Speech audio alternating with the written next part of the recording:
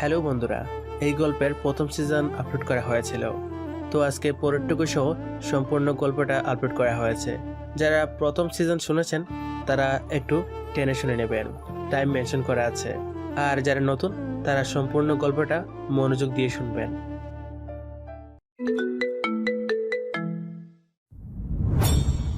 উল্টো করে ঝোলানো শহরের এক শীর্ষ সন্ত্রাসীর কপাল থেকে রক্ত টপ টপ করে মেঝেতে পড়ছে। আর তার ঠিক সামনেই ভাঙা একটা কাঠের বাক্সের ওপর বসে অত্যন্ত শান্ত ভঙ্গিতে নিজের সস্তা ঘরের চেন ঠিক করছে এই শহরের সবচেয়ে বড় আতঙ্ক একে। ভাই, তুই তো একটা গুলি খাইয়া আর 2 মিনিট পরেই মরে যাবি। তোর তো অনেক শান্তি রে ভাই, কিন্তু আমার কষ্টটা তোরা কেউই বুঝলি না। বস, আমার এইবারের মতো ছাইরা দেন। একে ভাই, আমি আর এই এলাকায় আসুম না। আরে রাগ তোর এলাকার দখল নেওয়া তো 2 মিনিটের মামলা, কিন্তু ভাই এক ছাদের নিচে দুইটা বউরে মন জোগায় চলে যে কত কঠিন তুই বুঝবি। সকালে এক বউ ঘুমের ঘরে গায়ে পানি ছুঁড়ে মারে, আর রাইতে আরেক বউ ইমোশনাল ডায়লগ মেরে ঘুম হারাম করে দেয়। বস, আমি কিছু দেখি নাই বস। তুই দেখবি কেমনে? তুই তো একটু পড়ি কানা হয়ে যাবে, কিন্তু আমার অবস্থাটা একবার ভাব। সকালে অফিসে গেলে আমি একটা আস্ত গাদা পিয়ন, বস সারাদিন পাইলে রাতি মারে আর আমি হাসি। আর রাইতে আমি শহরের বাপ, এই যে তোদের মতো মাস্তানদের উল্টা কইরা ঝুলাই রাখি। বলতো এই ডুয়েল লাইফ কি আর সহ্য হয়? এর চেয়ে তোদের মতো মরে যাওয়া অনেক সোজা। সন্ত্রাসী ভয়ে থরথর করে কাঁপতে থাকে। অন্তর তার পকেট থেকে অত্যন্ত যত্ন করে একটি সস্তা কিউবান সিগার বের করে ঠোঁটে গুজল।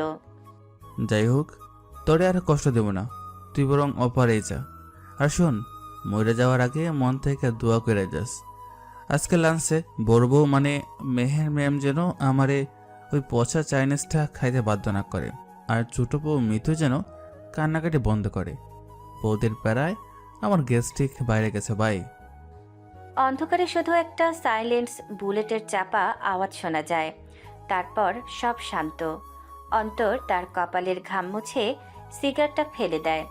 চোখের সেই শয়তানি আর হিংস্র দৃষ্টিটা নিমিষেই গায়েব হয়ে যায়। সস্তা চেক শার্টের বোতাম লাগাতে লাগাতে ঠোঁটে একটা বোকা হাসি ঝুলিয়ে সে অফিসের নিরীহ অন্তর আহমেদ হওয়ার প্রস্তুতি নেয়। কারণ 10টা বাজলেই যে অফিসে বসের কাছে হাজিরা দিতে হবে। এই হলো গল্পের নায়ক। পরিচয় আশা করি মোটামুটি পেয়েছেন, বাকিটা গল্পের সাথে থাকলেই বুঝবেন। চলো গল্পটা শুরু থেকে শুরু করি। সকাল 7টা, ধানমন্ডি মেহেরদের ফ্ল্যাট। স্নিগ্ধ আলো ধানমন্ডির এই বিলাসবহুল ফ্ল্যাটের ডাইনিং স্পেসে পড়লেও মেহেরের জীবনে যেন এক অদ্ভুত অন্ধকার। বড় কর্পোরেট কোম্পানির হেড অফ ক্রিয়েটিভ মেহের রান্নাঘরে নিজের হাতে রুটি সেঁকছে, আর তার সৎ মা সালমা ডাইনিং টেবিলে নিজের ছেলে মেয়েকে আদর করে খাওয়াচ্ছে। খালামণি, আমার রুটিটা কি একটু ছেঁকে দেওয়া যেত না? আমার অফিসে দেরি হয়ে যাচ্ছে। তোর হাত কি ভেঙে গেছে নাকি মেহের? দেখছিস না রোহান আর রিয়ার স্কুলে দেরি হয়ে যাচ্ছে, ওদের মাখন পাউরুটি রেডি করছি আমি। তোর রুটি শেখার সময় কোথায় আমার? কিন্তু এই সংসারে তো আমি একাই উপার্জন করি। মাসের 1 তারিখে আমার বেতনের পুরো টাকাটাই তো আপনার হাতেই তুলে দেই। সামান্য একটা রুটি ছেঁকে দিলে কি খুব বেশি ক্ষতি হয়ে যেত? ওহো, শুরু হয়ে গেল আবার খোটা দেওয়া। তুই টাকা দিস ঠিক আছে, কিন্তু এই বাড়িটা কার? তোর বাবার? আর আমরা সবাই এই বাড়ির অংশ। আপু, তুমি সকাল সকাল চিল্লাচ্ছ কেন? আমার পরীক্ষার পড়া নষ্ট হচ্ছে। তোর পড়া নষ্ট হচ্ছে রোহান? কাল রাতে যখন বন্ধুদের নিয়ে ড্রয়িং রুমে বসে পার্টি করছিলি আমার টাকায়, তখন পড়া কোথায় ছিল? আম্মু দেখো, আপু ভাইয়াকে কেমন কথা শোনাচ্ছে। ও তো আমাদের একদম দেখতে পারে না। খবরের কাগজ হাতে ড্রয়িং রুম থেকে গম্ভীর মুখে ডাইনিংয়ে আসেন মেহেরের বাবা জালাল সাহেব। অবসরপ্রাপ্ত এই মানুষটি মেহেরের দিকে তাকালেও তার চোখে কোনো মায়া নেই। সকালবেলা এই বাসায় এত চিল্লাচিল্লি কিসের? মেহের, তুমি কি শান্তিমতো 1 কাপ চাও খেতে দেবে না আমাকে? বাবা, তুমি তো সবই শুনলে। আমি তো শুধু একটা রুটি ছেঁকে দিতে বলেছিলাম। আমি রাত দিন গাধার মতো খাটি এই সংসারের জন্য, আর তোমরা আমার সাথে এমন ব্যবহার করো কেন, যেন আমি এই বাড়ির কেউ না। বেশি কথা বলছিস মেহের। তুই টাকা দিস বলে কি মাথা কিনে নিয়েছিস? তোর মায়ের মৃত্যুর পর তোকে তো আমিই বড় করেছি, নাকি? হ্যাঁ, বড় করেছে, কিন্তু বাবা হিসেবে কখনো ভালোবেসেছে কি?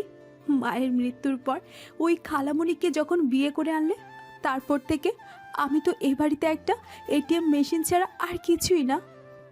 দেখলেন তো ও কেমন কথা বলে। আমি আর এই সংসারে থাকবো না। আমার ছেলে মেয়েদের নিয়ে আজই আমি আমার বাবার বাড়ি চলে যাব। চুপ করো তুমি। আর মেহের, তোমার যদি এতই সমস্যা হয় তাহলে এই বাড়ি থেকে চলে যাও। সম্পত্তির এক কানা করিও তুমি পাবে না, মনে রেখো। সম্পত্তি আমার দরকার নেই বাবা, তোমরা ভালো থাকো তোমাদের এই সম্পত্তি নিয়ে। আমি অফিসে যাচ্ছি। মেহেরের অত্যন্ত শক্ত মুখে নিজের আধা পোড়া রুটিটা টেবিলে রেখে দেয়। চোখের কোণে জমে থাকা এক ফোঁটা জল খুব সন্তর্পণে মুছে সে নিজের স্কুটির চাবি নিয়ে বেরিয়ে যায়। ধানমন্ডির গুমট পরিবেশ থেকে বেরিয়ে মেহের তার স্কুটি নিয়ে ফার্ম গেটের জ্যামে আটকা পড়ে।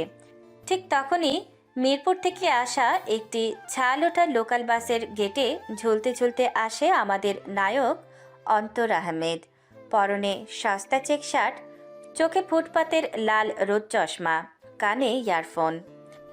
মামা, হাসতে ব্রেক কইরো। আমার হাতের আপেল পইরা গেলে কিন্তু খবর আছে। আরে ভাই, বাসের গেটে ঝুলতেছেন আবার আপেলও খাইতেছেন? মইরা গেলে তো আমার চাকরি যাইব। আরে মামা, বর্ম কেন? আমি তো অন্তর। আমার জীবনে তো কোনো কষ্ট নাই, শুধু আনন্দ আর আনন্দ। আহা, এই ঢাকা শহরের যেমন কত রোমান্টিক। ঠিক তখনই সামনে একটা রিকশা চলে আসায় বাসটা কষে ব্রেক করে। অন্তরের হাতের আধ খাওয়া আপেলটা ছিটকে উড়ে গিয়ে সোজা সিগন্যালে দাঁড়িয়ে থাকা মেহেরের কোলে পড়ে। হোয়াট দ্য হেল, এটা কি? ইয়ে মানে আপা, এটা তো আপেল, তবে অর্ধেক খাওয়া। How dare you! বাসের গেটে বাদরের মতো ঝুলছো কেন? আর এই আপেল আমার গায়ে ফেললে কোন সাহসে? আরে আপা, আমি তো আপেল ফেলি নাই। এটা তো নিউটনের থার্ড ল। বাস ব্রেক মারছে, আপেল লাফ দিছে, এখানে আমার কি দোষ? Shut up! তুমি জানো আমি কে? আমি তোমাকে এক্ষুনি পুলিশের হাতে তুলে দিব, বাদর কোথাকার। আপা, বারবার বাদর করতেছেন কেন? আমি তো মানুষ। আর দেখেন, আপেলটা কিন্তু ভালো জাতের ছিল। এক কামড় দিছি মাত্র। আপনার ছেলে বাকিটা দুই এক খাইতে পারেন, ভিটামিন আছে প্রচুর। তুমি একটা ইডিয়েট!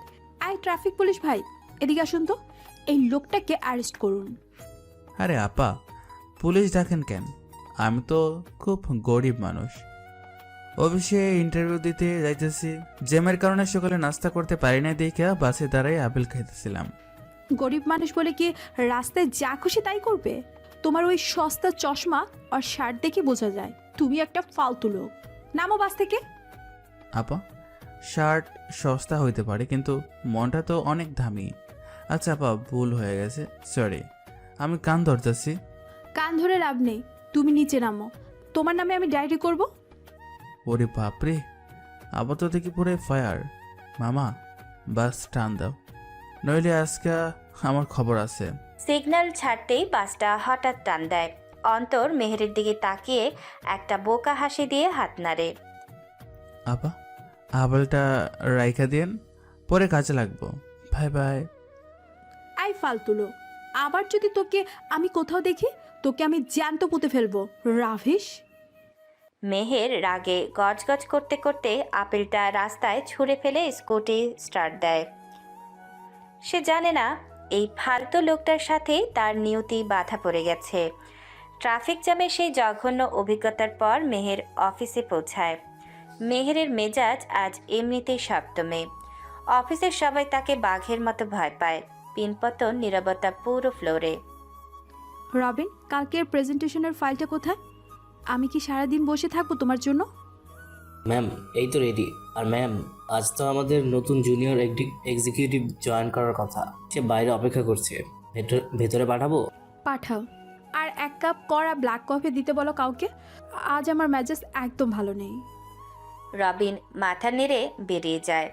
কিছুক্ষণ পর কেবিনের দরজা খুলে ভেতরে ঢোকে একটি ছেলে। মেহের ফাইল থেকে চোখ তুলে তাকাতেই তার চোখ কপালে ওঠে। May I come in ma'am? আমি অন্তর আহমেদ, আজ জয়েন করেছি। ইউ, তুমি এখানে কি করো? আপেল ছুঁড়ে মেরে এখন আমাকে মার্ডার করতে এসেছো নাকি? আরে আপা, আপনি মানে ম্যাম, আপনি এই অফিসের বস? ওরে আল্লাহ, আমি তো ভাবছিলাম আপনি কোনো লেডি কনস্টেবল হবেন। রাস্তায় যেভাবে পুলিশ ডাকতেছিলেন। শাট আপ, একদম চুপ। তুমি আমার অফিসে জব পেয়েছো? How is this possible? তোমার ওই সস্তা সিভি দিয়ে তুমি এখানে চাকরি পেয়ে গেলে? ম্যাম, সিবি সস্তা হতে পারে, কিন্তু আমার প্রতিভা অনেক দামি। এইচআর স্যার তো আমার ইন্টারভিউ নিয়ে পুরাই ফিদা, কইলো তুমি কাল থেকে জয়েন করো। শোনো মিস্টার অন্তর আহমেদ, এইচআর তোমাকে সিলেক্ট করলো। আমার আন্ডারে কাজ করতে হলে তোমাকে আমার রুলস মানতে হবে। আর আমার প্রথম রুলস হলো আমি তোমাকে এই অফিসের নরক যন্ত্রণা দিব। ম্যাম, নরকে তো অনেক গরম, আপনি বরং আমাকে এসির নিচে যন্ত্রণা দিন, আমি সব সহ্য করে নেব। বেশি স্মার্ট দেখাচ্ছ না? ঠিক আছে, রবিনকে বলো তোমার ডেস্কে একটা ডাস্টার আর স্প্রে দিয়ে যেতে। এই পুরো কেবিনের সব কাজ তুমি আজ নিজের হাতে পরিষ্কার করবে।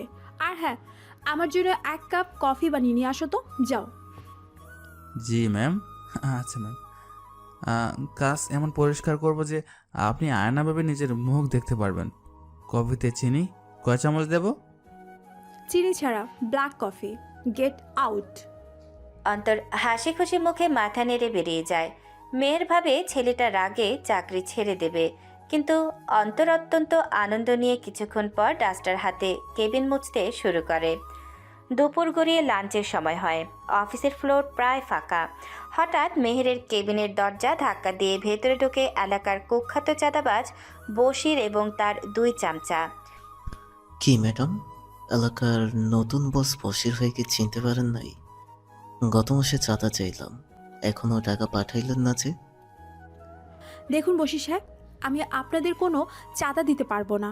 আমি লিগ্যাল ওয়েতে ট্যাক্স দিয়ে ব্যবসা করি। আপনারা এখান থেকে যান, নইলে আমি পুলিশ ডাকবো। পুলিশ?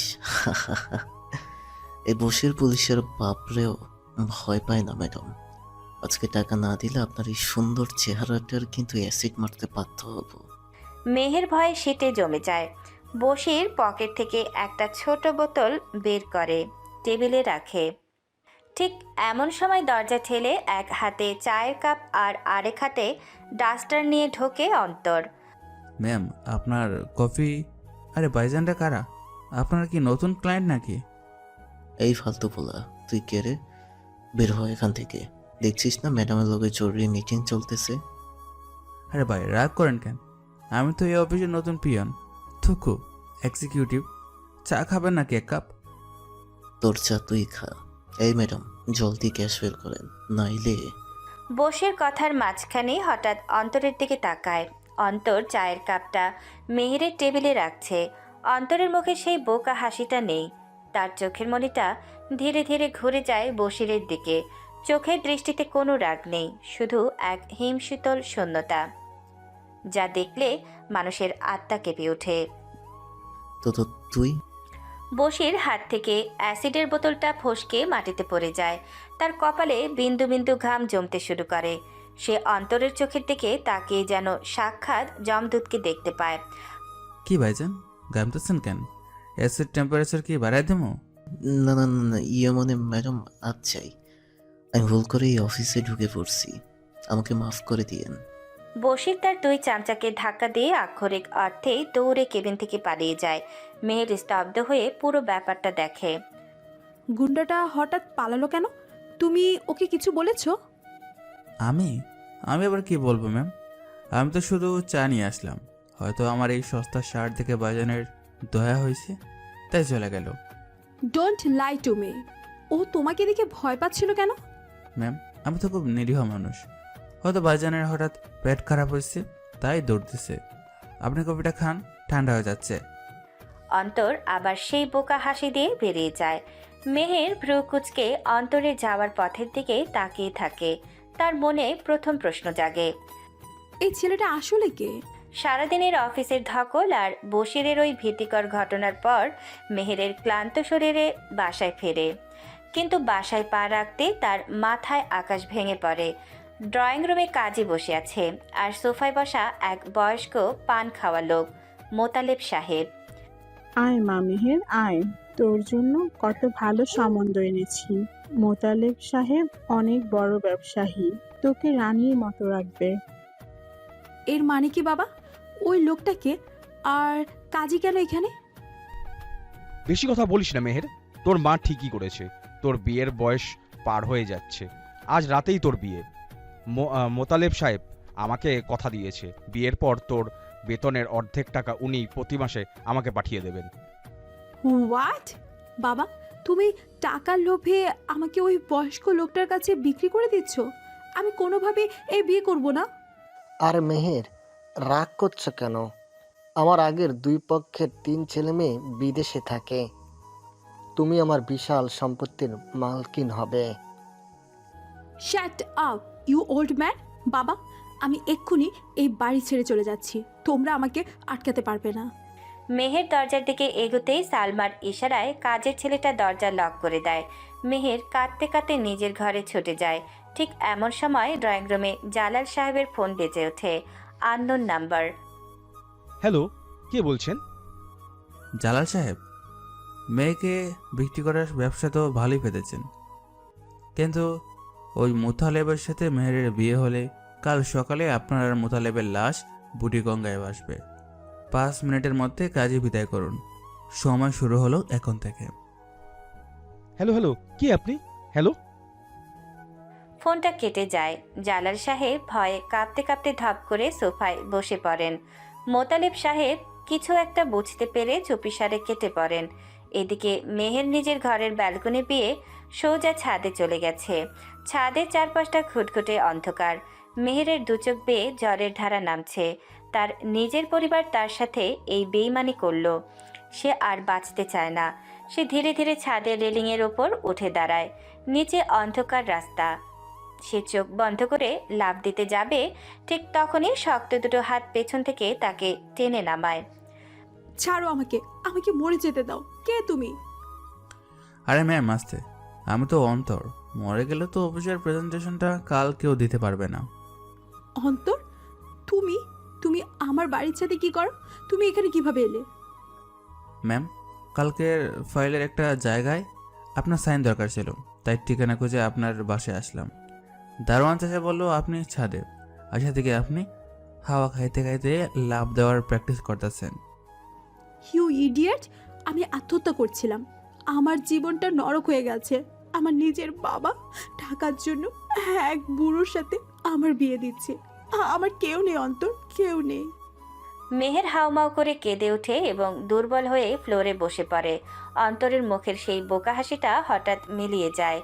অন্ধকারে তার চোখে এক পলকের জন্য এক অদ্ভুত মায়া এবং তীব্র ক্রোধের মিশ্রণ দেখা যায়, যা সে খুব দ্রুত লুকিয়ে ফেলে। অন্তর মেহেরের পাশে হাঁটু গেড়ে বসে। ম্যাম, আত্মহত্যা তো কাপুরুষরা করে, আপনি তো বাঘিনী। আপনি কেন মরবেন? যারা আপনার সাথে অন্যায় করেছে তাদের উচিত শিক্ষা দেওয়াটাই কি আপনার দায়িত্ব না? কিভাবে শিক্ষা দেব? আমার তো কোনো পথ খোলা নেই। ওরা আজ রাতে আমাকে জোর করে বিয়ে দিয়ে দিবে। একটা পথ আছে ম্যাম, আপনি যদি চান তবে সম্ভব। কি পথ? আমাকে বিয়ে করে ফেলুন আজ রাতেই, কাজে তো নিজে বসে আছে। হোয়াট? তুমি পাগল হয়ে গেছো? আমি তোমাকে বিয়ে করব? আমার অফিসের পিয়ন কে? ম্যাম, পিয়ন না, এক্সিকিউটিভ। আর দেখুন, আপনি যদি আমাকে বিয়ে করেন তাহলে ওই বুড়োর হাত থেকে বাঁচবেন। আপনার পরিবারও উচিত শিক্ষা পাবে যে আপনি তাদের মুখের উপর একটা গরিব ছেলেকে বিয়ে করেছেন। আর আমি তো আপনার অফিসের এমপ্লয়ি। আপনি যখন খুশি আমাকে ধমক দিতে পারবেন, চাকরের মতো খাটাতে পারবেন, আমি কিছু মনে করবো না। ডিলটা কিন্তু খারাপ না ম্যাম। তুমি জানো তুমি কি বলছো? বিয়েটা কোনো খেলা নয়, এর কোনো ভবিষ্যৎ নেই। ভবিষ্যৎ নিয়ে খেয়ে পাবে ম্যাম, আপাতত বর্তমানটা তো বাঁচান। আপনি জাস্ট হ্যাঁ বলুন, বাকিটা আমি দেখছি। What? Are you out of your mind? আমি এই মেহের তোমাকে বিয়ে করবে? তুমি আমার অফিসের একজন 3rd ক্লাস এমপ্লয়ি। ম্যাম, পদের দিক দিয়ে 3rd ক্লাস হতে পারি, কিন্তু বিপদের সময় তো আমি আপনার একমাত্র ফার্স্ট ক্লাস অপশন। আর নিচে তো ওই পানের পিক ফেলা বুড়ো মুথালেব আপনার জন্য অপেক্ষা করছে। তাই বলে তোমাকে নেবার, আমি বরং এই ছাদ থেকে লাফ দিয়ে মরে যাব। তবু তোমার মতো একটা ছন্ন ছাড়া ইডিয়েট ছেলেকে বিয়ে করে আমার স্ট্যাটাস নষ্ট করব না। স্ট্যাটাস? মরে গেলে স্ট্যাটাসটা কোথায় নিয়ে যাবেন ম্যাম? কবরে তো আর কর্পোরেট অ্যাওয়ার্ড নিয়ে যাওয়া যায় না। আর তাছাড়া লাভ দিলে যে মরে যাবেন তার গ্যারান্টি কি? তার মানে? মানে হলো 3 তলা থেকে লাভ দিয়ে যদি শুধু হাত পা ভেঙে বিছানায় পড়ে থাকেন, তখন তো ওই সৎম আপনাকে এমনিতেই বিষ খেয়ে মারবে। তখন কি স্ট্যাটাস আপনাকে বাঁচাতে আসবে? মেহের রাগে অন্তরের দিকে তেড়ে যায়। অন্তরের এই লজিক্যাল কথায় সে আরও বেশি ইরিটেট ফিল করে, কিন্তু সে জানে কথাটা মিথ্যে নয়। Shut up! তুমি আমাকে ইমোশনাল ব্ল্যাকমেল করছো? তুমি কি ভেবেছো এই সুযোগে আমাকে বিয়ে করে আমার প্রপার্টি ভাগ নেবে? ওই আশায় ঘুরে বালি। আরে ম্যাম, প্রপার্টি দিয়ে আমি কি করব? আমার তো 3 বেলা পেট ভরে ভাত আর আপনার হাতের 2টা জারি খেলেই দিন পার হয়ে যাবে। আমি তো জাস্ট আপনাকে একটা বিজনেস ডিল অফার করি। কিসের ডিল? খুব সিম্পল। আপনি আমাকে বিয়ে করে আপনার বাবার মুখের উপর একটা চরম অপমান ছুড়ে দেবেন। দেখাবেন যে মুতালেবের 20 টাকার চেয়ে আপনার কাছে আমার মতো একটা সস্তা ছেলের মূল্য বেশি। এতে আপনার ইগো বাঁচবে, জীবনও বাঁচবে। কিন্তু এরপর কাল সকালে যখন অফিসে যাব, সবাই যখন জানবে, আমি মানুষের সামনে মুখ দেখাবো কি করে? কে জানবে ম্যাম? আমরা কি গলায় সাইনবোর্ড ঝুলিয়ে ঘুরবো নাকি? অবশ্যই আপনি আমার খিটখিটে বস, আর আমি আপনার বাধ্য এমপ্লয়ি। আর বাসে আমি আপনার রাঁধুনি, ক্লিনার, আর আপনি মহারানী। কেউ কিছু টেরই পাবে না। মেহের একটু শান্ত হয়। সে চোখের জল মুছে কিছুটা সময় নেয়। তার কর্পোরেট ব্রেন এখন লাভ ক্ষতির হিসাব করছে। কিন্তু একটা অচেনা মানুষকে আমার তো নিজের স্পেস দরকার। আমি কাউকে বিশ্বাস করি না অন্তর। আমার নিজের জন্মদাতা বাবাই তো আমাকে টাকার জন্য বিক্রি করে দিচ্ছে। অন্তরের মুখের সেই বোকা হাসিটা 1 সেকেন্ডের জন্য উধাও হয়ে যায়। তার চোখের দৃষ্টিতে এক অদ্ভুত গাম্ভীর্য ফুটে ওঠে। বিশ্বাস জিনিসটা তো একদিনে তৈরি হয় না ম্যাম। তবে কথা দিচ্ছি, এই ডিলটা করলে আপনার চোখের 1 ফোঁটা পানিও আর কাউকে দেখতে দেব না। এরপর সিদ্ধান্ত আপনার। তুমি কথা দিচ্ছ তুমি আমার কোনো পার্সোনাল ব্যাপারে নাক গলাবে না? আমি তো আপনার বডিগার্ড হওয়ার প্রপোজাল দিচ্ছি ম্যাম, স্বামী হওয়ার না। মেহের একটা গভীর শ্বাস নেয়। সে বুঝতে পারে পরিবার থেকে বাঁচতে হলে এই মুহূর্তে এর চেয়ে ভালো কোনো বিকল্প তার কাছে নেই। সে তীক্ষ্ণ দৃষ্টিতে অন্তরের দিকে তাকায়। ঠিক আছে, আমি রাজি, কিন্তু আমার কিছু করা শর্ত আছে। বিয়ে করে বলতেছেন? আবার শর্ত কিসের ম্যাম? আচ্ছা বলেন, কি শর্ত? 1, এই বিয়েটা সম্পূর্ণ গোপন থাকবে। 2, তুমি আমার স্বামী হিসেবে কোনো আইনি বা ব্যক্তিগত অধিকার পাবে না। 3, আমি চাইলে যে কোনো দিন তোমাকে ডিভোর্স দিতে পারবো। তুমি কোনো দাবি রাখতে পারবে না। ডান ম্যাম, আমি তো আপনার চুক্তিবাদী এমপ্লয়ি হয়েই থাকতে চাই। এগ্রিমেন্ট সাইন করতে আমি রেডি। এখন কি নিচে চলবেন নাকি কাজী সাহেবকে ছাদেই ডেকে আনবেন? ফালতু জোকস একদম পছন্দ করি না আমি। নিচে চলো। ডান ম্যাম। অন্তর বোকার মতো একটা সেলুট দিয়ে মেহেরের পিছু পিছু নিচে নেমে আসে। জালাল সাহেব তখনও সেই বেনামি কলের ভয়ে কাঁপছেন। মেহের সবার সামনে ঘোষণা করে সে অন্তরকে বিয়ে করছে। জালাল সাহেব বা সালমাকেও টু শব্দটি করার সাহস পায় না, কারণ ওই বেনামি কলের ভয় তাদের মনে গেঁথে আছে। কাজের সামনে অত্যন্ত সাধারণ আয়োজনে মেহের আর অন্তরের বিয়ে সম্পন্ন হয়। মেহের ভাবে সে একটা বোকা ছেলেকে বিয়ে করে পরিবার থেকে বাঁচল, কিন্তু সে জানে না এই বোকা হাসির আড়ালে সে এই শহরের সবচেয়ে ভয়ঙ্কর এক অন্ধকার জগতের রাজাকে নিজের জীবনের সাথে বেঁধে ফেলেছে। বিয়ের আসরের চরম নাটকীয়তার পর মেহের তার ঘরে ব্যাগ গোছাতে ব্যস্ত। ড্রয়িং রুমে পিনপতন নীরবতা। এই ফাঁকে অন্তর ব্যালকনিতে এসে দাঁড়ায়। তার মুখে সেই বোকা হাসিটা আর নেই। চারপাশটা একবার ভালো করে দেখে সে পকেট থেকে পুরনো নোকিয়া ফোনের মতো দেখতে একটি কালো স্যাটেলাইট ফোন বের করে। স্ক্রিনে একটি মেসেজ ফ্ল্যাশ করছে, দে আর হেয়ার। অন্তর দ্রুত একটি নাম্বারে ডায়াল করে। হ্যালো, কাঁদছো কেন তুমি? কি হয়েছে? ওরা আমার খুব কাছাকাছি চলে এসেছে মনে হয়। আমি আর পারছি না। আমার খুব ভয় করছে। আমি তোমাকে বলেছি না ভয় পাবে না। কালু ভাইয়ের লোক কিছুক্ষণ আগে বস্তির মোড়ে দুটো কালো গাড়ি এসে থেমেছে। ওরা ঘরে ঘরে আমাকে খুঁজছে। ওরা যদি আমাকে পেয়ে যায় আমাকে মেরে ফেলবে। আপনি কোথায়? আমাকে এখান থেকে নিয়ে যান প্লিজ। শান্ত হও, একটুও প্যানিক করবে না। ঘরের সব আলো নিভিয়ে খাটের নিচে লুকিয়ে থাকো। ফোন সাইলেন্ট করো। কিন্তু ওরা যদি দরজা ভেঙে ফেলে? আমি তো আপনার জন্য একটা বড় বোঝা হয়ে গেলাম। তার চেয়ে আমি ধরা দিয়ে দিই, আপনার জীবনটা অন্তত বাঁচবে। বুকার মতো কথা বলবে না মিতু। একটা কথা মাথায় ঢুকিয়ে নাও, যতদিন আমার শরীরে এক ফোঁটা রক্ত আছে, কালোর গ্যাং তোমার একটা চুলো ছুতে পারবে না। আমি একটা মানুষকে কথা দিয়েছিলাম, সেই ঋণ আমাকে শোধ করতেই হবে। কিন্তু আজ না আপনার তো বিয়ে হয়ে যাওয়ার কথা এতক্ষণে। বড় আপু কি কিছু সন্দেহ করেছে? সেসব আমি সামনে নেব, তুমি শুধু নিজের খেয়াল রেখো। আমি আমার স্পেশাল লোক পাঠাচ্ছি, 10 মিনিটের মধ্যে ওরা তোমাকে ওই জায়গা থেকে সেফ হাউসে নিয়ে যাবে। Just hold on. অন্তর ফোনটা কেটে দেয়। অন্ধকারে তার চোখ দুটো জ্বলে ওঠে। সে দ্রুত একটা মেসেজ টাইপ করে। Extract her now, show date side. Message send করে সে আবার নিজের সস্তা ইয়ারফোনটা কানে গুঁজে বোকা হাসিটা মুখে ঝুলিয়ে মেহেরের ঘরে ঢুকে পড়ে।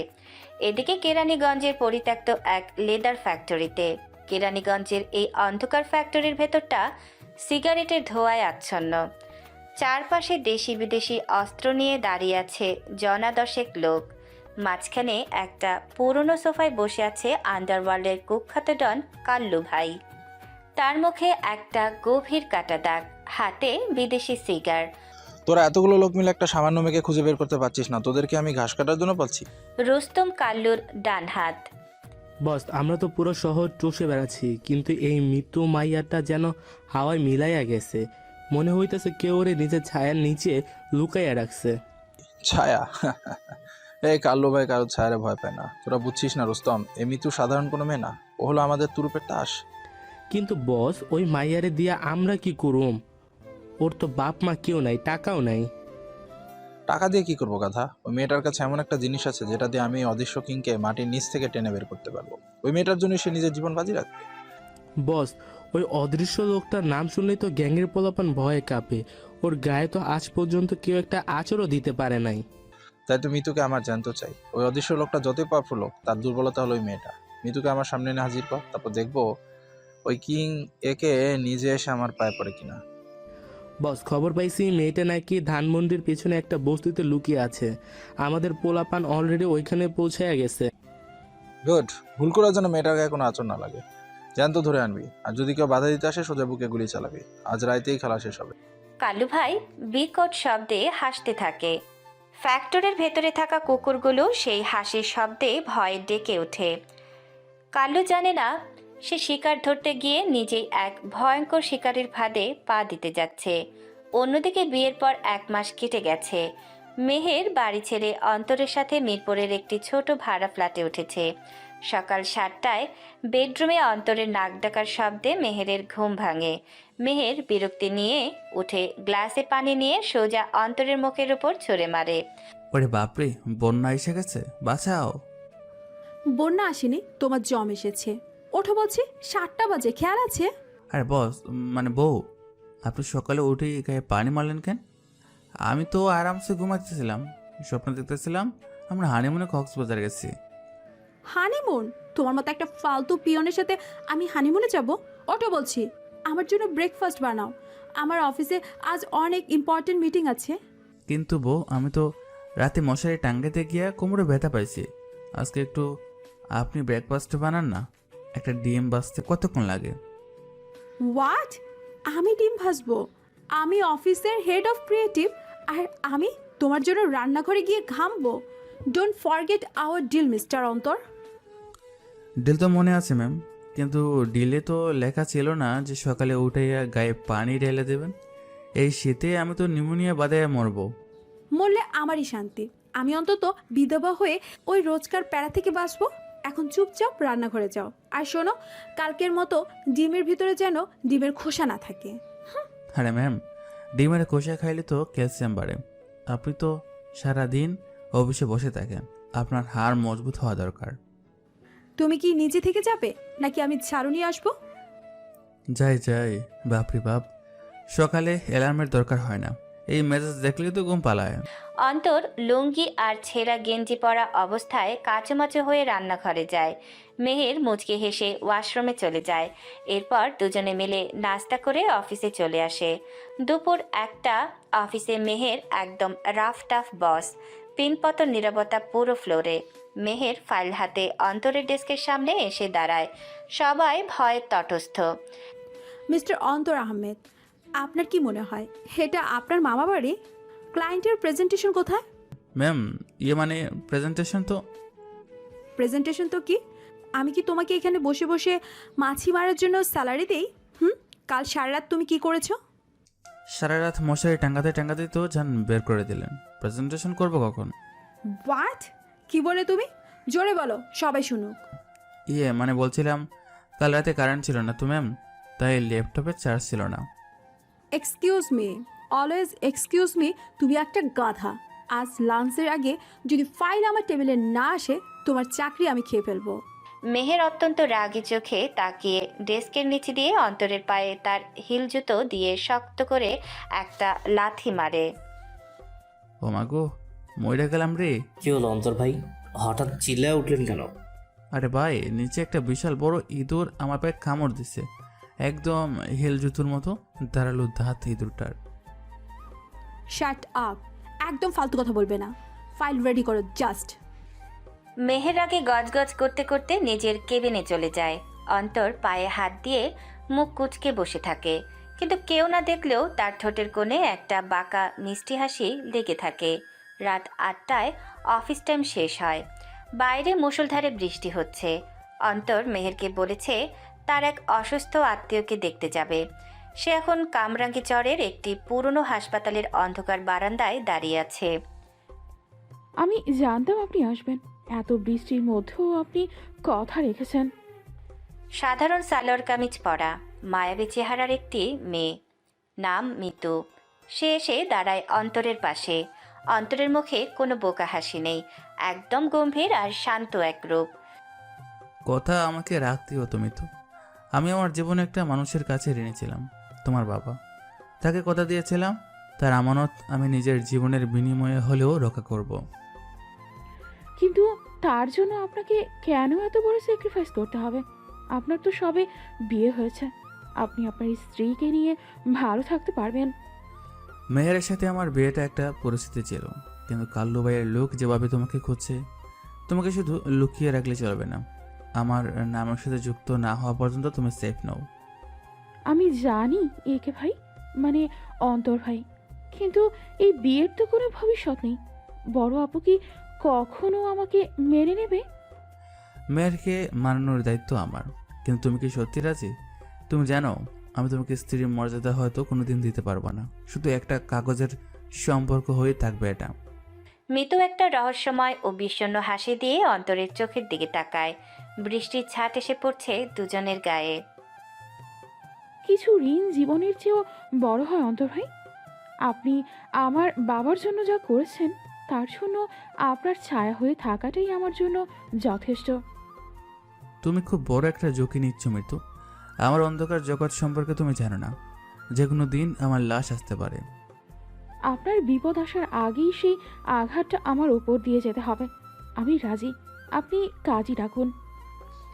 অন্তর পকেট থেকে খুব সাধারণ একটা ছোট্ট রিং বের করে মিতুর হাতে পরিয়ে দেয়। পাশেই এতিমখানার বয়স্ক হুজুর এবং কাজীকে নিয়ে আসা হয়।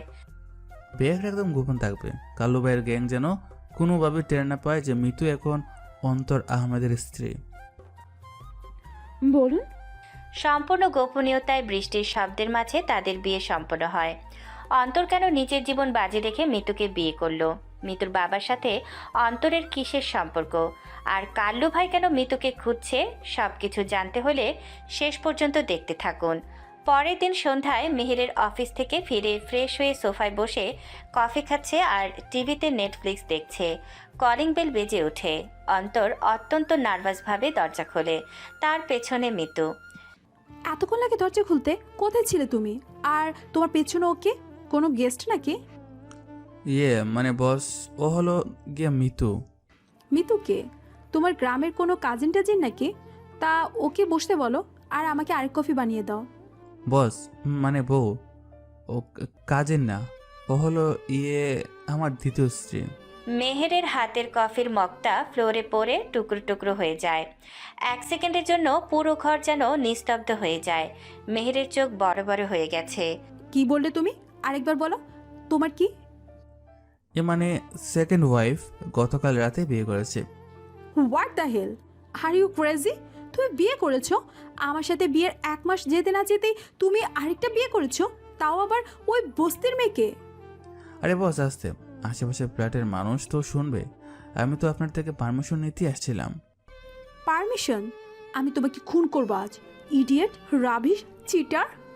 মেহের হাতের কাছে থাকা টিভির রিমোট, ফুলদানি, সোফার কুশন সব এলোপাথারি অন্তরের দিকে ছুঁড়ে মারতে শুরু করে। অন্তর প্রাণ বাঁচাতে ডাইনিং টেবিলের নিচে গিয়ে লুকিয়ে পড়ে। আরে ম্যাম, রিমোটটা ভাঙেন না, কালকেই তো নতুন ব্যাটারি লাগাইলাম। ও মা গো, ফুলদানিটা তো মাথায় লাগলে আমি স্পট ডেড। তোকে আজ আমি ডেট করেই ছাড়বো। তুই জানিস তুই কার সাথে গেম খেলছিস? আমি তোকে ডিভোর্স এক্ষুনি দিব। মিতু এতক্ষণ চুপচাপ দাঁড়িয়েছিল।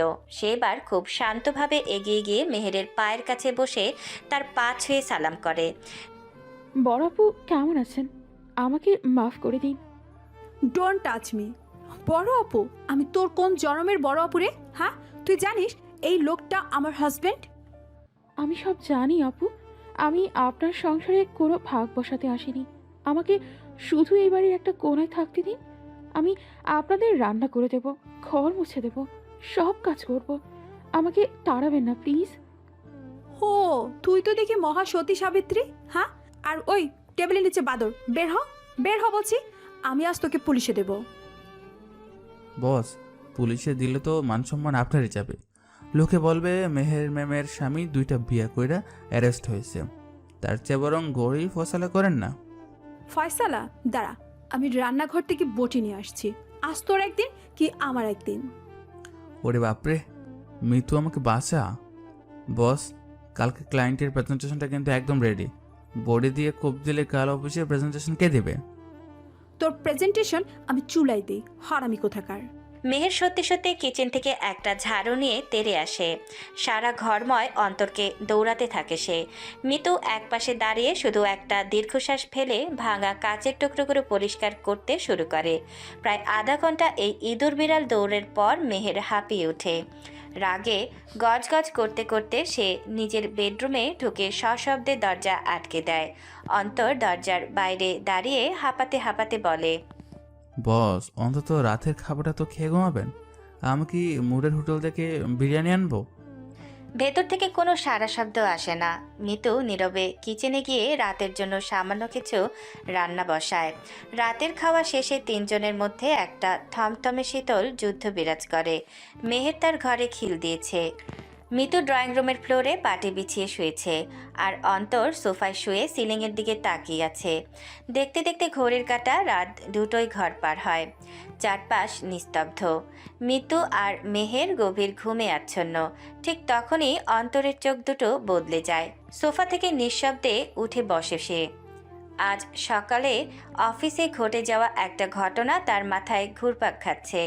সকালে অফিসে মেহেরের সাথে আসলাম নামের এক প্রভাবশালী ক্লায়েন্টের চরম ঝামেলা হয়েছিল। লোকটা আন্ডারওয়ার্ল্ডের সাথে জড়িত। আসলাম বলেছিল, কি ম্যাডাম, এই সামান্য অ্যাডভার্টাইজিং এর জন্য আপনি আমার থেকে 10 লাখ টাকা চান? আপনি জানেন আমি কে? আপনি যেই হন না কেন আসলাম সাহেব, এইটাই আমার রেট। পছন্দ না হলে ডিল ক্যান্সেল। আর আমি এমনি তো গুন্ডাদের সাথে ডিল করি না। মুখ সামলে কথা বলবেন মেহের ম্যাডাম। রাস্তাঘাটে একা চলাফেরা করেন, কোন দিন যে স্কুটি থেকে হাওয়া হয়ে যাবেন টেরও পাবেন না। অন্তর তখন মেহেরের পেছনে দাঁড়িয়ে ভয়ে কাঁপছিল আর ট্রে হাতে কফি পরিবেশন করছিল। আসলাম যাওয়ার সময় অন্তরের দিকে তাচ্ছিলের হাসি দিয়ে যায়, কিন্তু আসলামের চেহারাটা তার মগজে গেঁথে গিয়েছিল। কেউ তার বউকে হুমকি দেবে আর সে চুপ করে থাকবে, তা তো হয় না। অন্তর ফ্ল্যাটের দরজা অত্যন্ত সন্তর্পণে খুলে অন্ধকারের বাইরে বেরিয়ে আসে। প্রায় 1 ঘন্টা পর সে গিয়ে পৌঁছায় নারায়ণগঞ্জের শীতললক্ষা নদীর তীরের এক বিশাল গোডাউনের সামনে। গোডাউনটি আসলামের। কিছুক্ষণ পরে গোডাউনের ভেতর দাউ দাউ করে আগুন জ্বলে ওঠে। চারিদিকে আসলামের লোকজনের চিৎকার। গোডাউনের ভেতর ঘুটঘুটে অন্ধকার আর ধোঁয়ার মধ্যে আসলামকে কারা যেন কপিকলের সাহায্যে উল্টো করে ঝুলিয়ে রেখেছে। তার সারা শরীর রক্তাক্ত। বাঁচাও, কেউ আমাকে বাঁচাও। কে রে তুই? আমার মাল সব জ্বালায়া দিলি? ভাই আমারে ছাইরা দে। আমি তোর কি ক্ষতি করছি? তুই কি কাল্লু ভাইয়ের লোক? আমারে মাইরা ফেলিস না ভাই। অন্ধকারে দাঁড়িয়ে থাকা লোকটা কোনো কথা বলে না, তার মুখে কোনো কথা নেই। তুই যেই হোস তোরে আমি জ্যান্ত পুইতা ফালামু। আমার পোলাপান এখনই আইসা পড়বো। লোকটা ধীর পায়ে এগিয়ে আসে। লোকটার হাতটা শুধু দেখা যায়। লোকটার হাতে সেই সস্তা ডিজিটাল ঘড়িটা যা অন্তর সবসময় অফিসে পরে থাকে। ঘড়ির চেনটা একটু ছেঁড়া। লোকটা তার হাতের জ্বলন্ত সিগারেট ছাইটা অত্যন্ত আয়েশ করে আসলামের মুখের ওপর ঝেড়ে দেয়। আসলাম আর্তনাদ করে ওঠে। এরপর লোকটা পকেট থেকে একটি লাইটার বের করে নিচে পড়ে থাকা পেট্রোলের লাইনে ছুঁড়ে মারে। না। দাউ দাউ করে আগুন জ্বলে ওঠে পুরো গোডাউনে। অন্ধকারের সেই ছায়ামূর্তি ধীর পায়ে আগুনের পেছন দিয়ে হেঁটে বেরিয়ে যায়। মেহেরের কোনো ধারণাই নেই যে তার বোকা স্বামী রাতের অন্ধকারে কতটা ভয়ঙ্কর এবং নির্মম হতে পারে। তার বসকে দেওয়া হুমকির চরম মূল্য আসলামকে নিজের গোডাউন আর জীবন দিয়ে চোকাতে হলো। এই আগুনের ভয়াবহতার পর রাতের অন্ধকার কেটে মিরপুরের ফ্ল্যাটে সকালের আলো ফুটেছে। গত রাতের সেই ভয়ঙ্কর ছায়ামূর্তি এখন আবার সাদাসিধে অন্তর হয়ে ডাইনিং টেবিলে বসে চায়ে পাউরুটি চুবিয়ে খাচ্ছে। মেহের নিজের ঘরের আয়নার সামনে দাঁড়িয়ে শাড়ি ঠিক করছে, আর মিতু কিচেনে থালা বাসন ধোয়ার কাজ শেষ করে খুব সন্তর্পণে একটা নীল রঙের টিফিন বক্স অন্তরের ব্যাগের এক কোনায় ঢুকিয়ে দেয়। কি দিলা ব্যাগের ভিতরে? বোমা টোমা নাকি? আস্তে কথা বলুন, আপু শুনে ফেলবে। আপনার জন্য সরিষা ইলিশ রেঁধেছি। ওরে বাপরে, সরিষা ইলিশ! আমার তো এখনই জিভে জল চলে আসছে। অফিসে গিয়ে খাবেন। আপুর সামনে আবার বক্স বের করবেন না, কিন্তু তাহলে কুরুক্ষেত্র বেঁধে যাবে। ঠিক এমন সময় মেহের নিজের ঘর থেকে হনহন করে বেরিয়ে আসে। তার হাতে একটা লাল রঙের দামি টিফিন বক্স। সে সোজা অন্তরের সামনে এসে দাঁড়ায়। এই নাও, এটা তোমার ব্যাগে রাখো। এটা কি বস, মানে বউ? বাসায় অন্তত আমাকে বস ডাকবে না, বলে দিলাম। আর এটা তো তোমার লাঞ্চ আছে। লাঞ্চ? আপনি আমার জন্য লাঞ্চ বানাইছেন? আমার তো বিশ্বাস হইতেছে না। বেশি খুশি হওয়ার কিচ্ছু নেই। কাল রাতে চাইনিজ অর্ডার করেছিলাম, অনেকগুলো বেঁচে গেছে। ফেলে দেবো নাকি, তাই বক্সে ভরে দিলাম। কিন্তু আমি তো। অন্তর অসহায় চোখে একবার মিতুর দিকে তাকায়। মিতু ইশারা করে তাকে চুপ থাকতে বলে। তুমি তো কি ফেলে দেওয়া খাবার তুমি না খেলে কি রাস্তার কুকুরকে দেব? না না, রাস্তার কুকুর খাবে কেন? আমি তো আপনার মানে বাধ্য এমপ্লয়ি, আমি খাবো। মেহের ব্যাগ নিয়ে হনহন করে বেরিয়ে যায়। সকালে এই 2 টিফিন বক্সের বোঝা নিয়ে বাসে ঝুলে অফিসে পৌঁছায় অন্তর। কাজের চাপে খুব দুপুর গড়িয়ে ঘড়ির কাঁটায় তখন দুপুর 1:30।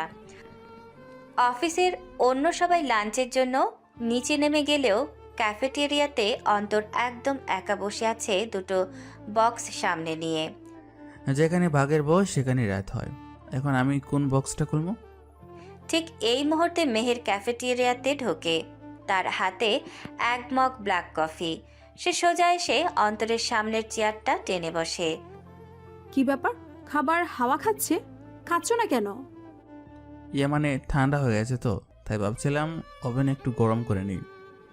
গরম করার দরকার নেই, চাইনিজ ঠান্ডা খেতেও ভালো লাগে। বক্সটা খোলো। ম্যাম, আমার না আজ পেটটা একটু কেমন জানি করতেছে। এই চাইনিজ খাইলে কি গ্যাস্ট্রিক হবে? ও আচ্ছা, আমার রান্না খাবার খেলে তোমার গ্যাস্ট্রিক হয়, আর ওই বস্তির মেয়ের হাতের রান্না খেলে বুঝি হজম শক্তি বেড়ে যায়?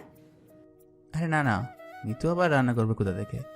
ওর তো হাত পুড়ে গেছে সকালে। মিথ্যে কথা একদম বলবে না অন্তর। আমি দেখেছি সকালে ওই মেয়েটা তোমার ব্যাগে একটা নীল বক্স ঢুকিয়ে দিচ্ছিল। বের করো ওই বক্সটা। অন্তর কাঁপা কাঁপা হাতে ব্যাগের ভেতর থেকে নীল বক্সটা বের করে টেবিলের ওপর রাখে। মেহের বক্সটার দিকে একবার তাকিয়ে একটা তাচ্ছিল্যর বাঁকা হাসি দেয়। সরিষা ইলিশ, বাহ, খুব তো যত্ন করে রেঁধেছে। গন্ধ তো পুরো অফিস মাথায় তুলেছে। গন্ধ না ম্যাম, সুবাস। তা এখন আমি কি করুম?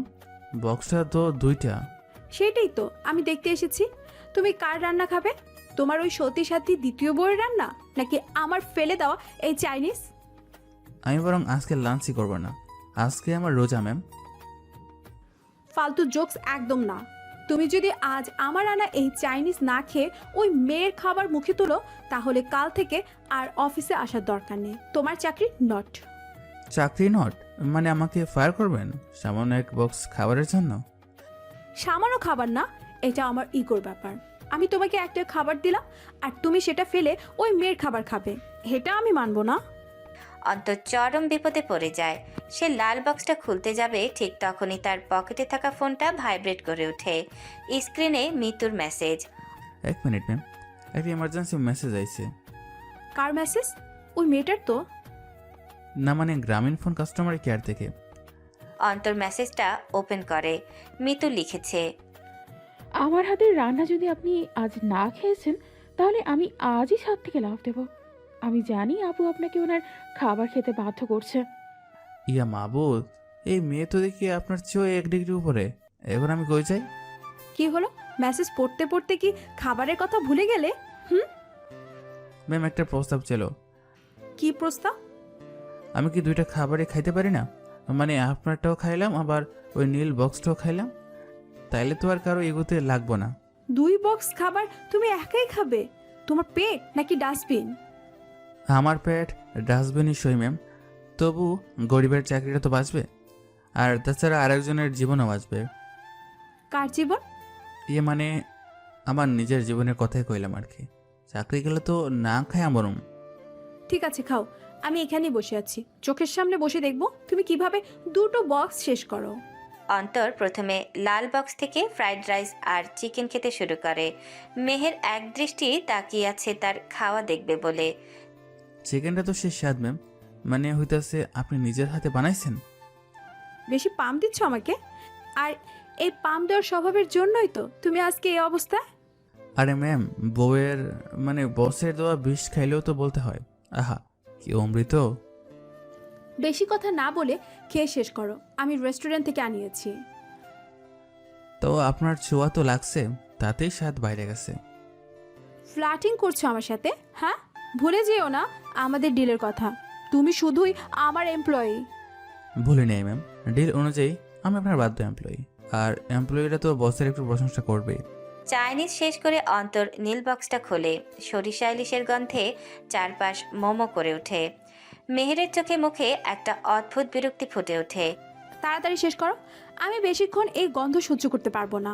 ম্যাম আপনি একটু টেস্ট করবেন? একটু দেই, কাটা বাইসে দেমুনে। নেবার ওই মেয়ের হাতের এক দানা খাবারও আমি মুখে তুলবো না, তুমি গিলতে থাকো। কিন্তু ম্যাম এই ইলিশ মাছের যে সাইজ, একা খাইলে তো আমার হার্ট অ্যাটাক হইতে পারে। হলে হবে, তুমি গিলবে আজ। একটা ভাতও যেন বক্সে না থাকে। অন্তর বাধ্য হয়ে একগাদা ভাতের সাথে সরিষা ইলিশ মেখে মুখে দেয়। খাবারটা সত্যিই দারুণ হয়েছে, কিন্তু এত খাবার একসাথে খাওয়ার একটু পরে তার পেটের ভেতর রীতিমতো যুদ্ধ শুরু হয়ে যায়। উফ ম্যাম, পেটটা মনে হয় ফাইটা যাইবে, আর পারতেছে না। আর তোমার তো 2 লোকমা ভাত আছে, শেষ করো শেষ করো। আমার গলায় আইসা আটকে আছে, একটু পানি তো অন্তত খাইতে দেন। আগে ভাত শেষ করো, তারপর পানি। অন্তর চোখ মুখ খিচিয়ে কোনো মতে পুরো টিফিন বক্সটা খালি করে। এরপর ঢকঢক করে 1 গ্লাস পানি খেয়ে টেবিলের উপর মাথা এলিয়ে দেয়। ম্যাম আজকে আমাকে ছুটি দিয়ে দেন, আমার পেটের ভেতর মনে হইতেছে কেউ হাতুড়ি দিয়ে পিড়ে যাচ্ছে। ছুটি? এত সহজে? দুপুর 3টায় একটা মিটিং আছে, ওই মিটিংয়ে প্রেজেন্টেশন তুমি দেবে। আমি তো কথাই বলতে পারতেছি না, দেখো উঠতেছে শুধু চাইনিজ আর ইলিশ মাছের। সেটা তোমার প্রবলেম। তুমি 2 বইয়ের হাতের রান্না খেয়ে মহারাজা হয়েছ, এখন ঠেলা বুঝো। ম্যাম গরিবের সাথে এমন জুলুম আল্লাহ সইব না। মেহের কফির মগটা হাতে নিয়ে উঠে দাঁড়ায়। অন্তরের করুণ অবস্থার দিকে তাকিয়ে তার ঠোঁটের কোণে একটা তৃপ্তির হাসি ফুটে ওঠে। ফার্মেসি থেকে ওষুধ খেয়ে নিও, আর শোনো, কাল থেকে শুধু আমার টিফিনটাই খাবে। ওই নীল বক্স যেন আর না দেখি। জি ম্যাম, কাল থেকে আমি ঘাস খাবো, তাও এই 2 বক্সের পাল্লায় আর পড়ুম না। মেহের নিজের কেবিনের দিকে পা বাড়ায়। অন্তর পেটে হাত দিয়ে বসিয়ে থাকে। তার কষ্ট হচ্ছে ঠিকই, কিন্তু মেহেরের যাওয়ার পথের দিকে তাকিয়ে সেও মুচকে হাসে। মেহেরের এই ছোট ছোট অধিকার খাটানোটা অন্তরের কাছে এক অন্যরকম ভালো লাগা তৈরি করে। অফিসে দুপুরবেলা সেই 2 টিফিন বক্সের যুদ্ধের পর অন্তরের গ্যাস্ট্রিকের ব্যথা কমতে কমতে রাত গড়িয়ে যায়। 2 বউয়ের কড়া শাসন আজ রাতে অন্তরের শোয়ার জায়গা হয়েছে ড্রয়িং রুমের সোফায়। রাত 11টা বাজে। ড্রয়িং রুম থেকে অন্তরের নাক ডাকার শব্দ ভেসে আসছে। মেহের নিজের রুম থেকে বেরিয়ে ব্যালকনিতে এসে দাঁড়ায়। গ্রিল ধরে বাইরের অন্ধকার রাস্তার দিকে তাকিয়ে আছে মিতু। মেহের ধীর পায়ে মিতুর পাশে এসে দাঁড়ায়। তোর কি ঘুম আসছে না মিতু? না আপু, অভ্যেস নেই তো এই শহরের বদ্ধ ব্যালকনিতে দাঁড়িয়ে থাকার। বাতাসগুলো কেমন যেন ভারী। বাতাস ভারী না, আসলে এবারের পরিবেশটাই ভারী হয়ে আছে। আচ্ছা মিতু, তুই তো দেখতে বেশ সুন্দর, তোর বয়সও কম, তুই সব জেনেও কেন ওই বোকা ছেলেটার ঘাড়ে এসে পড়লি? বোকা ছেলে? আপনি ওনাকে বোকা ভাবেন আপু? ভাবো না তো কি, ওই গাধাটার কোনো কাণ্ড জ্ঞান আছে? অফিসে বকা খায়, রাস্তায় বকা খায়, আর ঘরে এসে তো তুই দেখছিসই। তোর নিজের জীবনের কি কোনো মায়া নেই? কেন এমন একটা ছেলেকে বিয়ে করলি যার কোনো ভবিষ্যৎ নেই? মিতু দূরের আকাশের দিকে তাকায়। তার চোখের কোণে এক ফোঁটা জল চিকচিক করে ওঠে, যা সে খুব সন্তর্পণে শাড়ির আঁচলে মুছে ফেলে। যে জীবনটা আমি এখন বাঁচছি আপু, সেটা তো আমার নিজের নয়। এই জীবনটা তো উনি আমাকে ধার দিয়েছেন। ধার দিয়েছেন মানে? তুই কি কোনো উপন্যাসের ডায়লগ দিচ্ছিস? হ্যাঁ, জীবন আবার কেউ কাউকে ধার দেয় নাকি? দেয় আপু, যখন চারপাশে সব দরজা বন্ধ হয়ে যায়, তখন মৃত্যুর চেয়েও ভয়ঙ্কর কিছু তাড়া করে ফেলে। তখন কেউ একজন নিজের সবটুকু দিয়ে ঢাল হয়ে দাঁড়ায়। উনি সেই ঢাল। তুই এসব কি বলছিস? আমি কিছুই বুঝতে পারছি না। তুই ওকে ভালোবাসিস নাকি ওর কোনো টাকার লোভ দেখিয়েছিল তোকে? ভালোবাসা শব্দটা খুব ছোট আপু। ওনার প্রতি আমার যেটা আছে সেটা হলো অন্ধবিশ্বাস আর এক পাহাড় সমান ঋণ। যেদিন ওনার বিপদ আসবে, আমি এই ধার দেওয়া জীবনটা হাসি মুখে ফিরিয়ে দেব, একটুও ভাববো না। মেহের অবাক দৃষ্টিতে মিতুর দিকে তাকিয়ে থাকে। এই বয়সের একটা মেয়ে এত ভারী কথা কিভাবে বলছে, তা মেহেরের কর্পোরেট ব্রেনে কিছুতেই ঢোকে না। কিন্তু মিতুর চোখের দিকে তাকিয়ে মেহেরের বুকের ভেতর একটা অদ্ভুত মায়া কাজ করে। তুই খুব অদ্ভুত মিতু, তোর কথাগুলো একদম ওই ছন্নছাড়া ছেলেটার মতোই পাগলাটে। কিন্তু শোন, কাল থেকে আর ওই লুকিয়ে লুকিয়ে টিফিন বক্সে ইলিশ মাছ ভেজে দিবি না, আমার হতে লাগে। আচ্ছা আপু, দেব না, কিন্তু আপনি ওনাকে এত বোকা দেবেন না প্লিজ। ওনার খুব কষ্ট হয়। কষ্ট হলে হবে, আমার কথা শুনতে হলে বকা তো খেতেই হবে। চল, অনেক রাত হয়েছে, ঘুমাবি চল। মেহের নিজের অজান্তেই মিতুর কাঁধে একটা হাত রাখে, বড় বোনের মতো। মিতু একটু হাসে। 200 দিনের মাঝখানে এক অদ্ভুত নীরব এবং পবিত্র একটা সম্পর্ক দানা বাঁধতে শুরু করে। সপ্তাহের কাজের চাপ শেষে শুক্রবার বিকেলে ঢাকা বিশ্ববিদ্যালয়ের চারুকলা এলাকায় বৈশাখী মেলার আয়োজন বসেছে। মেহের এবং মিতু দুজনেই সুন্দর শাড়ি পরে মেলায় এসেছে, আর তাদের পেছনে 2 হাতে 4-5টা শপিং ব্যাগ ঝুলিয়ে কুলি সেজে হাঁসফাঁস করতে করতে হাঁটছে অন্তর। বস, মানে বউ, আর কতক্ষণ হাঁটবেন? আমার হাত তো ছিঁড়াইতেছে, ব্যাগগুলো মনে হয় পাথরে ভরা। চুপচাপ হাঁটো মিতু, প্রথমবার ঢাকায় মেলা দেখতে এসেছে, আমি ওকে পুরো মেলা ঘুরিয়ে দেখাবো। আর তুমি তো আমাদের বাধ্য এমপ্লয়ি, ব্যাগ তোমাকেই টানতে হবে। আপু, ওনার কষ্ট হচ্ছে, আমাকে 2টা ব্যাগ দিন না। একদম না মিতু, তুই ওর বউ হতে পারিস, কিন্তু আমি তো ওর বস, আমার ডিউটি ওকে দিয়ে খাটিয়ে নেওয়া। চল, ওই দিকটায় মাটির গয়না বিক্রি করছে, ওখান থেকে তোর জন্য কিছু কিনবো। তারা 3 জন মেলার একটা ভিড়ভাট্টা গলিতে ঢোকে। হঠাৎ 4-5 জন বাকাটে ছেলে মেহের এবং মিতুর দিকে বাজে দৃষ্টিতে তাকাতে থাকে। রতন নামের একটা ছেলে সামনে এগিয়ে আসে। কি ব্যাপার মামুনি, দুজন একলগে মেলায় আইছো? লগে কোনো পুরুষ মানুষ নাই? এই কুলিডারে দিয়া কি আর মেলা ঘোরা যায়? মুখ সামলে কথা বলো, রাস্তা ছাড়ো আমাদের, ফাজিল কোথাকার। আরে বাপ্পারে, ম্যাডামের তো দেখি মেজাজ অনেক কড়া। তা ম্যাডাম, এই গরমে এত রাখলে তো সুন্দর চেহারাটা নষ্ট হয়ে যাইব। রতন হাসতে হাসতে হঠাৎ হাত বাড়িয়ে মেহেরের শাড়ির আঁচলটা শক্ত করে টেনে ধরে। মেহের ভয় আর রাগে ছিটকে পিছিয়ে যায়। মিতু আতঙ্কে মেহেরের হাত চেপে ধরে। How dare you! হাত ছাড়ো আমার। অন্তর, তুমি দাঁড়িয়ে দাঁড়িয়ে দেখছো কি? হ্যাঁ, ও আমাকে ধরলো কিভাবে? মানে ভাইয়া, আপনারা তো এলাকার বড় ভাই মনে হইতাছে। আমরা গরিব মানুষ, বউদের নিয়ে একটু ঘুরতে আসছি। ভাইয়া মাফ করে দেন, আমরা চলে আইতেছি। হা হা হা, এই কুলির বাচ্চা তো দেখি পুরাই কাপুরুষ। বউয়ের আঁচল ধরে টান দিলাম, আর ও আমার কাছে মাপ চায়? যা ভাগ তুই এখানে থেকে। তোর বউকেও আমরা ভালো কইরা মেলা ঘুরাই দেবনি। অন্তর, তুমি একটা অমানুষ, তুমি একটা কাপুরুষ। নিজের চোখের সামনে তোমার বউদের অপমান করছে, আর তুমি মাপ চাইছো? তুমি মরতে পারো না? ম্যাম, আমি তো গরিব পিয়ন, ওনাদের গায়ে অনেক জোর, মারলে তো আমার হাড়গোড় ভেঙে যাইব। আপনারা একটু দাঁড়ান, আমার না খুব বাথরুম চাপছে। আমি মেলার ওই পাবলিক টয়লেট থেকে আইসা তারপর ওনাদের সাথে মিটমাট করতেছি। অন্তর ব্যাগগুলো মেহেরের পায়ের কাছে নামিয়ে রেখে দৌড়ে মেলার পেছনের পাবলিক টয়লেটের দিকে চলে যায়। মেহের ঘৃণায় আর লজ্জায় চোখ বন্ধ করে ফেলে। রতন তার সাঙ্গপাঙ্গদের মেহেরের কাছে দাঁড় করিয়ে টয়লেটের দিকে যায়। তোরা দাঁড়া, আমি ওই কুলির বাচ্চারে টয়লেটের ভেতরে চুব্বাইয়া মাইরে আসি, তারপর ম্যাডাম করে নিয়ে ঘুম। রতন শীষ বাজাতে বাজাতে পাবলিক টয়লেটের ভেতরে ঢোকে। ভেতরটা একদম ফাঁকা আর পিনপতন নীরব। বেসিনের সামনে উল্টো ঘুরে দাঁড়িয়ে আছে অন্তর।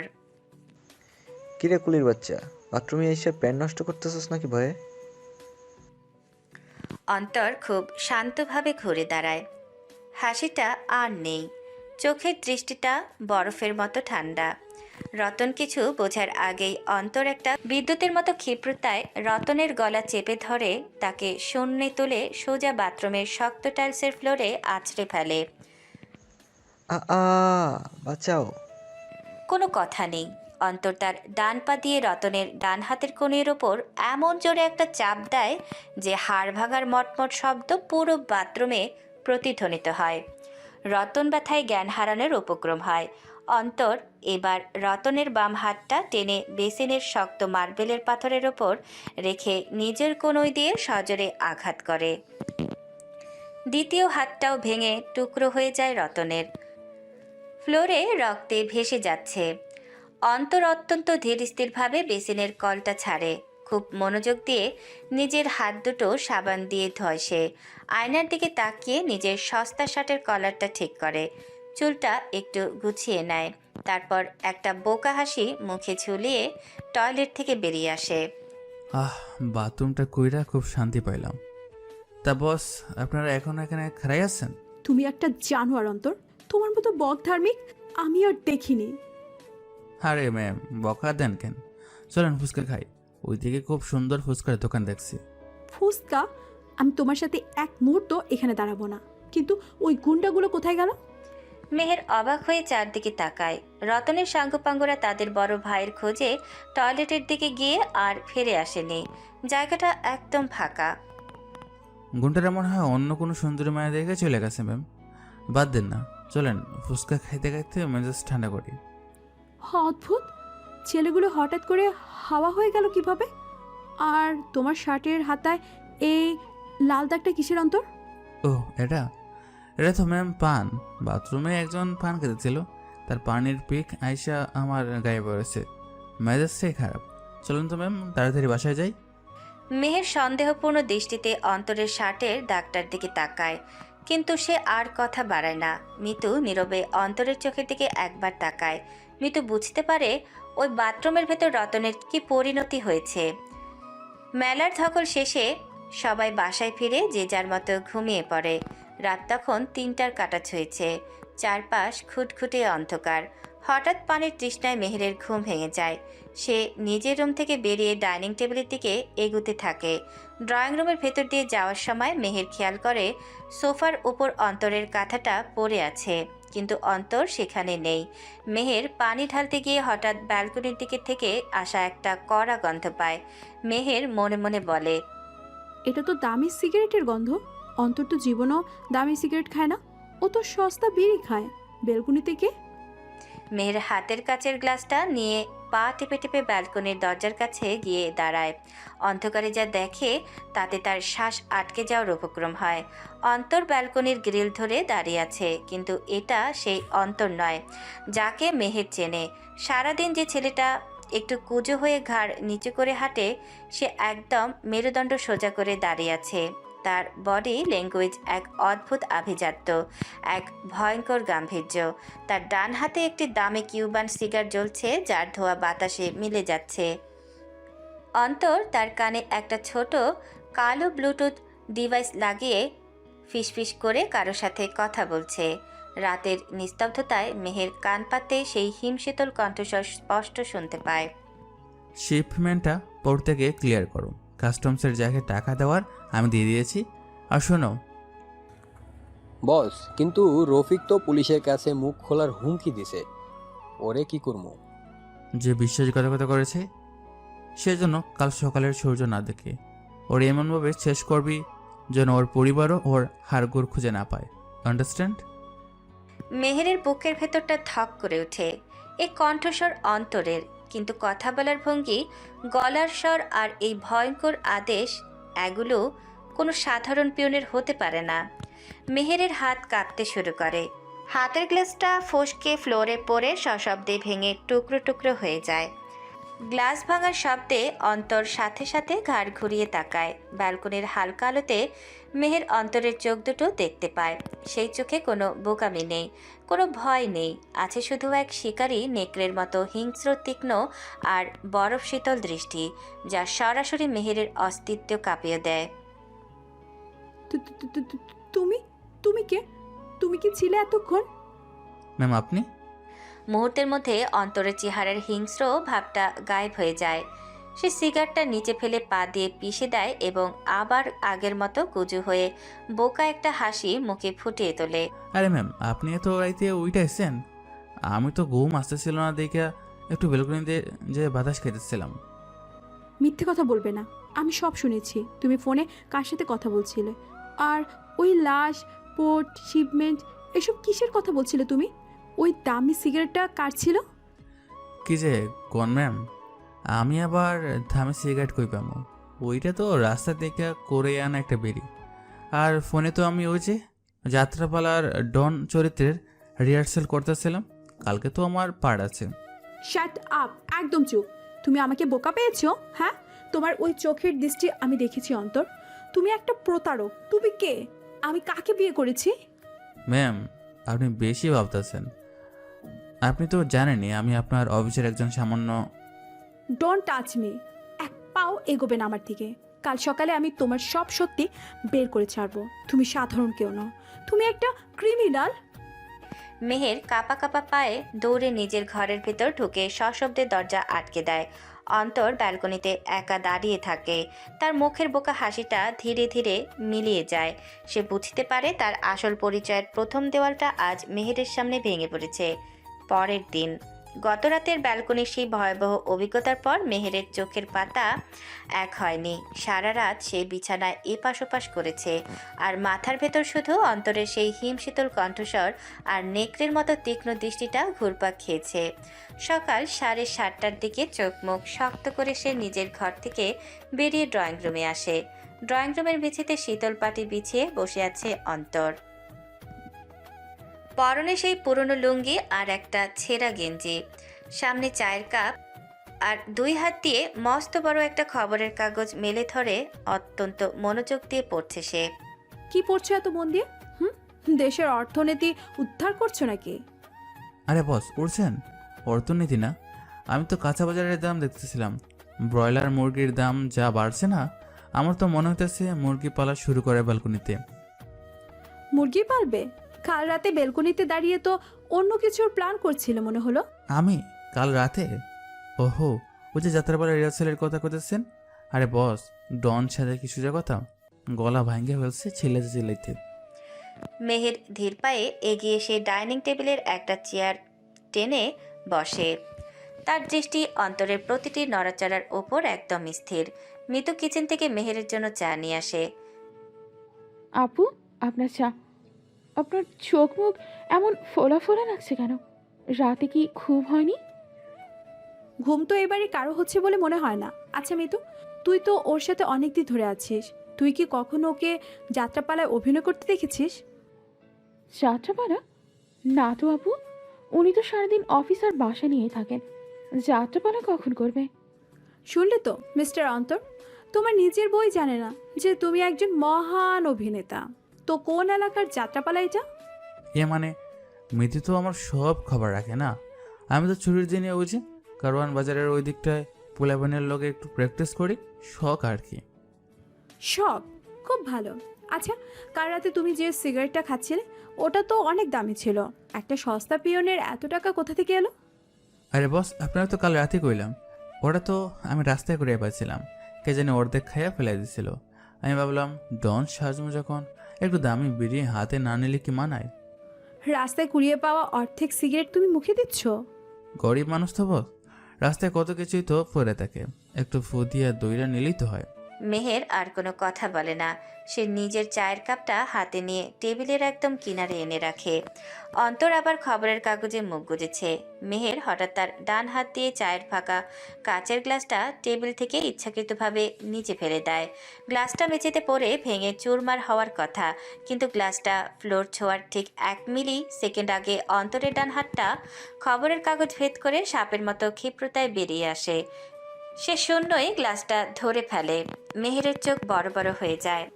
একজন সাধারণ মানুষ যে কাগজ পড়ায় মগ্ন, তার রিফ্লেক্স এতটা ভয়ঙ্কর হতে পারে না। অন্তর গ্লাসটা ধরার পর মুহূর্তে মেহেরের চোখের দিকে তাকায়। সে বুঝতে পারে সে এক চরম ভুল করে ফেলেছে। ওরে বাপরে, গ্লাসটা পইরা গেল কেমনে? সাথে সাথে অন্তর তার হাতের মুঠো হালকা করে দেয়। গ্লাসটা তার হাত ফসকে ফ্লোরে পড়ে সশব্দে ভেঙে যায়।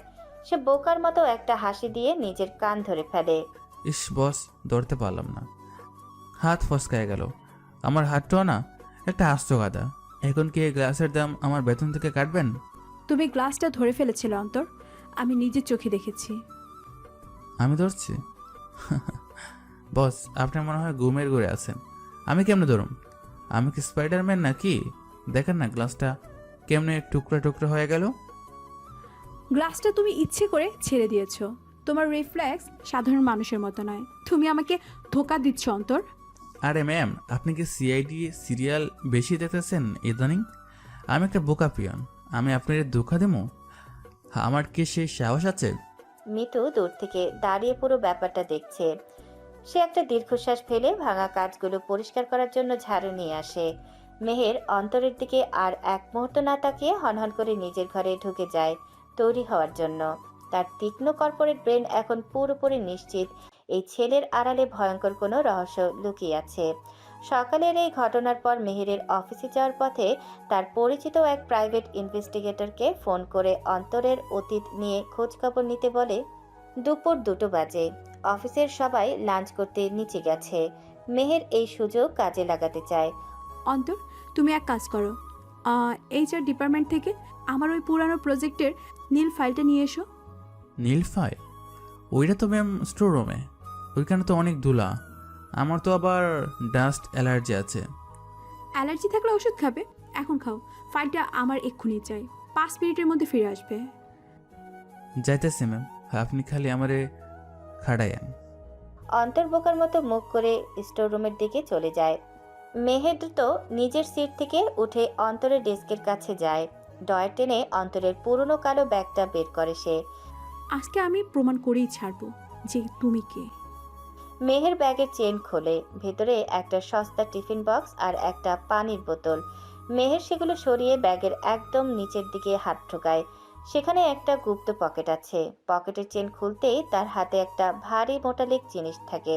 জিনিসটা বের করে মেহের অবাক হয়ে যায়। এটা কোনো সাধারণ মোবাইল নয়, এটা একটা অত্যাধুনিক কালো স্যাটেলাইট ফোন, আর তার সাথে একটা ছোট লাল রঙের ডায়েরি।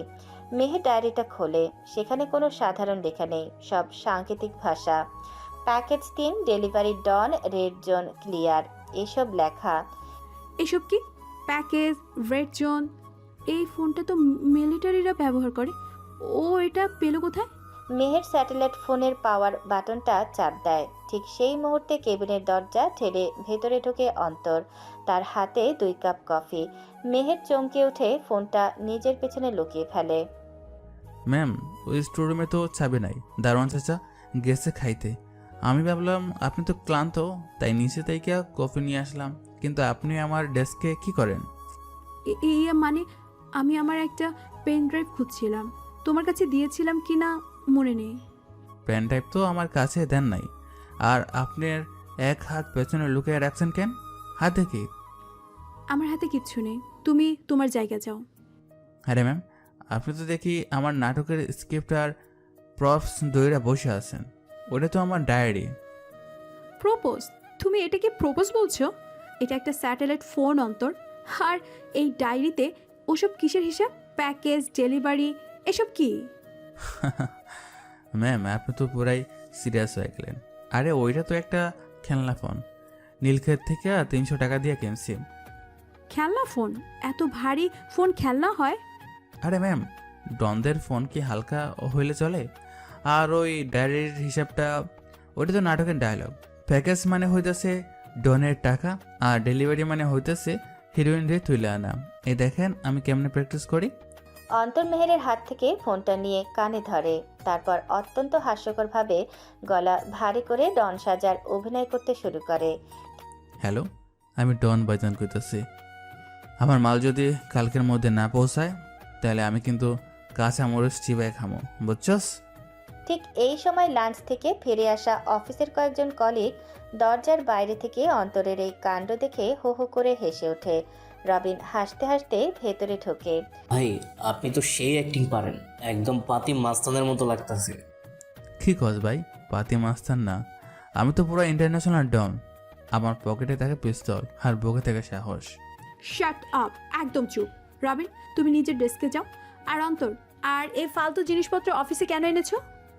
ম্যাম, কালকেই তো আমার ভালোই শো আছে, তাই একটু প্র্যাকটিস করতে চাইলাম। আপনি কি দেখতে যাইবেন নাকি আমার show? Get out from my cabin. আর ওই ডায়েরি আর ফোনটা ব্যাগে ভরে রাখো।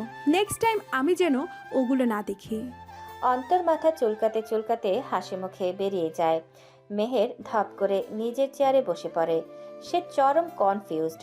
তার চোখের সামনে একটা স্যাটেলাইট ফোন আর সাংকেতিক ডায়েরি, কিন্তু অন্তরের এই নিখুঁত বোকামির অভিনয় তাকে বাধ্য করছে ভাবতে যে সে হয়তো সত্যি একটা গাধাকে সন্দেহ করেছে। সন্ধ্যা 6টা, অফিসের কাজ শেষ। অন্তরাজ ওভারটাইম করছে বলে মেহের আর মিতু একসাথে বেরিয়ে এসেছে। ধানমন্ডি লেকের পারে একটা ফুচকা দোকানে দাঁড়িয়ে তারা দুজনে ফুচকা খাচ্ছে। সন্ধ্যার মৃদু বাতাসে মিতুর চুলগুলো উঠছে। তোর ফুচকাতে ঝাল কি কম হয়েছে মিতু? ওই মামাকে বল না একটু টক দিতে। না আপু, ঠিকই আছে। আমি বেশি ঝাল খেতে পারি না। আপনি এত ঝাল খাচ্ছেন, পরে তো আপনারই পেট ব্যথা করবে। আমার পেট ব্যথা করা তো দূরের কথা, আমার তো মনে হয় আমি বিষ খেলেও এখন হজম করে ফেলবো। আমার মাথার ভিতর যা চলছে না। কেন আপু, অফিসে কিছু হয়েছে? উনি কি আবার কোনো বোকামি করেছেন? মেহের হাতের ফুচকা প্লেটে রেখে মিতুর দিকে ঘোরে। সে খুব মনোযোগ দিয়ে মিতুর চোখের দিকে তাকায়। মিতু, তুই আমাকে সত্যি করে বলবি, তুই তো ওকে আমার চেয়ে অনেক আগে থেকে চিনিস। অন্তর আসলে কে? আমি তো আপনাকে আগেই বলেছি আপু, উনি তো একজন সাধারণ মানুষ।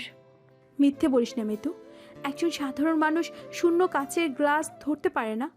একজন সাধারণ মানুষের ব্যাগে স্যাটেলাইট ফোন আর কোডিং করার ডায়েরি থাকে না। আর একজন সাধারণ মানুষের চোখের দৃষ্টি রাতের অন্ধকারে ওরকম শয়তানের মতো হতে পারে না। ও কি কোনো ক্রিমিনাল? ও কি আন্ডারওয়ার্ল্ডের কেউ? মিতুর হাত কেঁপে ওঠে। তার হাতের একটা ফুচকা প্লেটে পড়ে যায়। সে এদিক ওদিক তাকায়। মেহেরের প্রশ্নের সরাসরি কোনো উত্তর তার কাছে নেই, আবার মিথ্যে বলার শক্তিও সে হারিয়ে ফেলেছে। আপু, আপনি এসব কি বলছেন? উনি তো আপনার স্বামী, আপনি ওনাকে সন্দেহ করছেন? সন্দেহ না মিতু, আমি ভয় পাচ্ছি। আমার মনে হচ্ছে আমি এমন একজনকে নিয়ে এক ছাদের নিচে থাকছি যাকে আমি চিনিই না। তুই আমাকে সত্যিটা বল, আমি কাউকে কিছু বলবো না। মিতু মেহেরের হাত দুটো শক্ত করে ধরে। তার চোখের কোণে পানি জমে উঠেছে। সে খুব ম্লান একটা হাসি দেয়। আপু, উনি ক্রিমিনাল কিনা আমি জানি না, ওনার জগৎটা হয়তো অনেক অন্ধকার, অনেক রুক্ষ, তবে উনি সেই মানুষ যার ছায়ায় দাঁড়ালে পৃথিবীর কোনো ঝড় আপনাকে ছুঁতে পারবে না। তুই এসব ধাঁধার মতো কথা কেন বলছিস? সরাসরি বল না, ও কি করে? সময় হলে উনি নিজেই আপনাকে সব বলবেন আপু। আমি শুধু এটুকু বলতে পারি, আমি জানি আপনি ওনাকে মন থেকে ভালোবাসতে শুরু করেছেন। ওনার ওই বোকা হাসির আড়ালে যে মানুষটা আছে, তাকে আপনি নিজের অজান্তেই ভালোবেসে ফেলেছেন। শুধু এই বিশ্বাসটা রাখবেন আপু, ওনার মতো পবিত্র মানুষ এই শহরে আর নেই।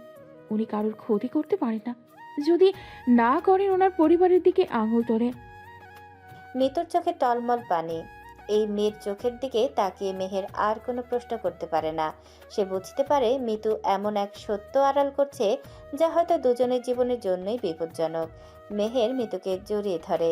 দুজনের মধ্যে সতীনের কোনো সম্পর্ক নেই, বরং তারা যেন দুই বোন যারা এক অজানা ঝড়ের অপেক্ষায় একে অপরকে আঁকড়ে ধরেছে।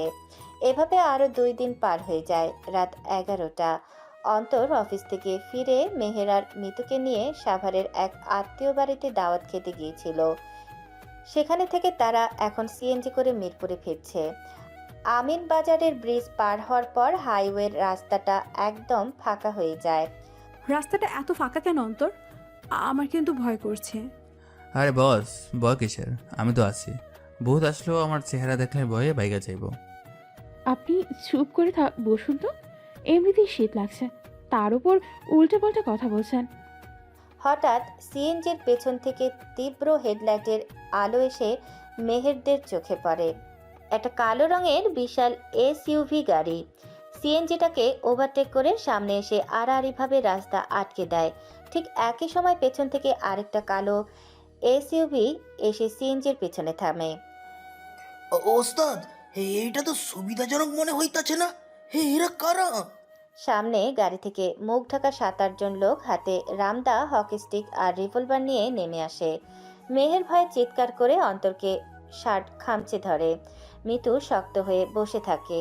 সে জানে এরা কাল্লু ভাইয়ের লোক হতে পারে। গুন্ডাদের লিডার হাতে রিভলভার নিয়ে বলে, সবাই চুপচাপ নিচে নাম, কেউ চিল্লাচিল্লি করবি না। এই, তোদের মধ্যে মিতু নামের মেয়েটা কে রে? ভাই, ভাইজানরা কার আপনারা? আমাদের তো কোনো টাকা পয়সা নাই। আমার কাছে মাত্র 500 টাকা আছে, এই যে নেন ভাই, কিন্তু আমাদের মেরেন না ভাই। অন্তর সিএনজি থেকে নেমে হাত জোর করে থরথর করে কাঁপতে থাকে। সে এমন ভয়তে রূপ ধারণ করে যেন এক্ষুনি ভয়ে জ্ঞান হারাবে। তোর 500 টাকা তুই গাড়ি রাখা। ওই মাইয়া দুটারে নামা নিচে, নামা তাড়াতাড়ি। অন্তর, কিছু করো, ওরা তো মিতুকে খুঁজছে, আমরা কি করব? ম্যাম, আপনারা নামেন। ভাইজানরা যখন কইতেছে নামাটাই ভালো, নাইলে তো মাইরা ফেলবে। মেহের আর মিতু ভয়ে ভয়ে নিচে নামে। গুন্ডাদের লিডার মিতুর দিকে এগোতে থাকে। অন্তর ঠিক মেহের আর মিতুর সামনে ঢাল হয়ে দাঁড়িয়ে আছে।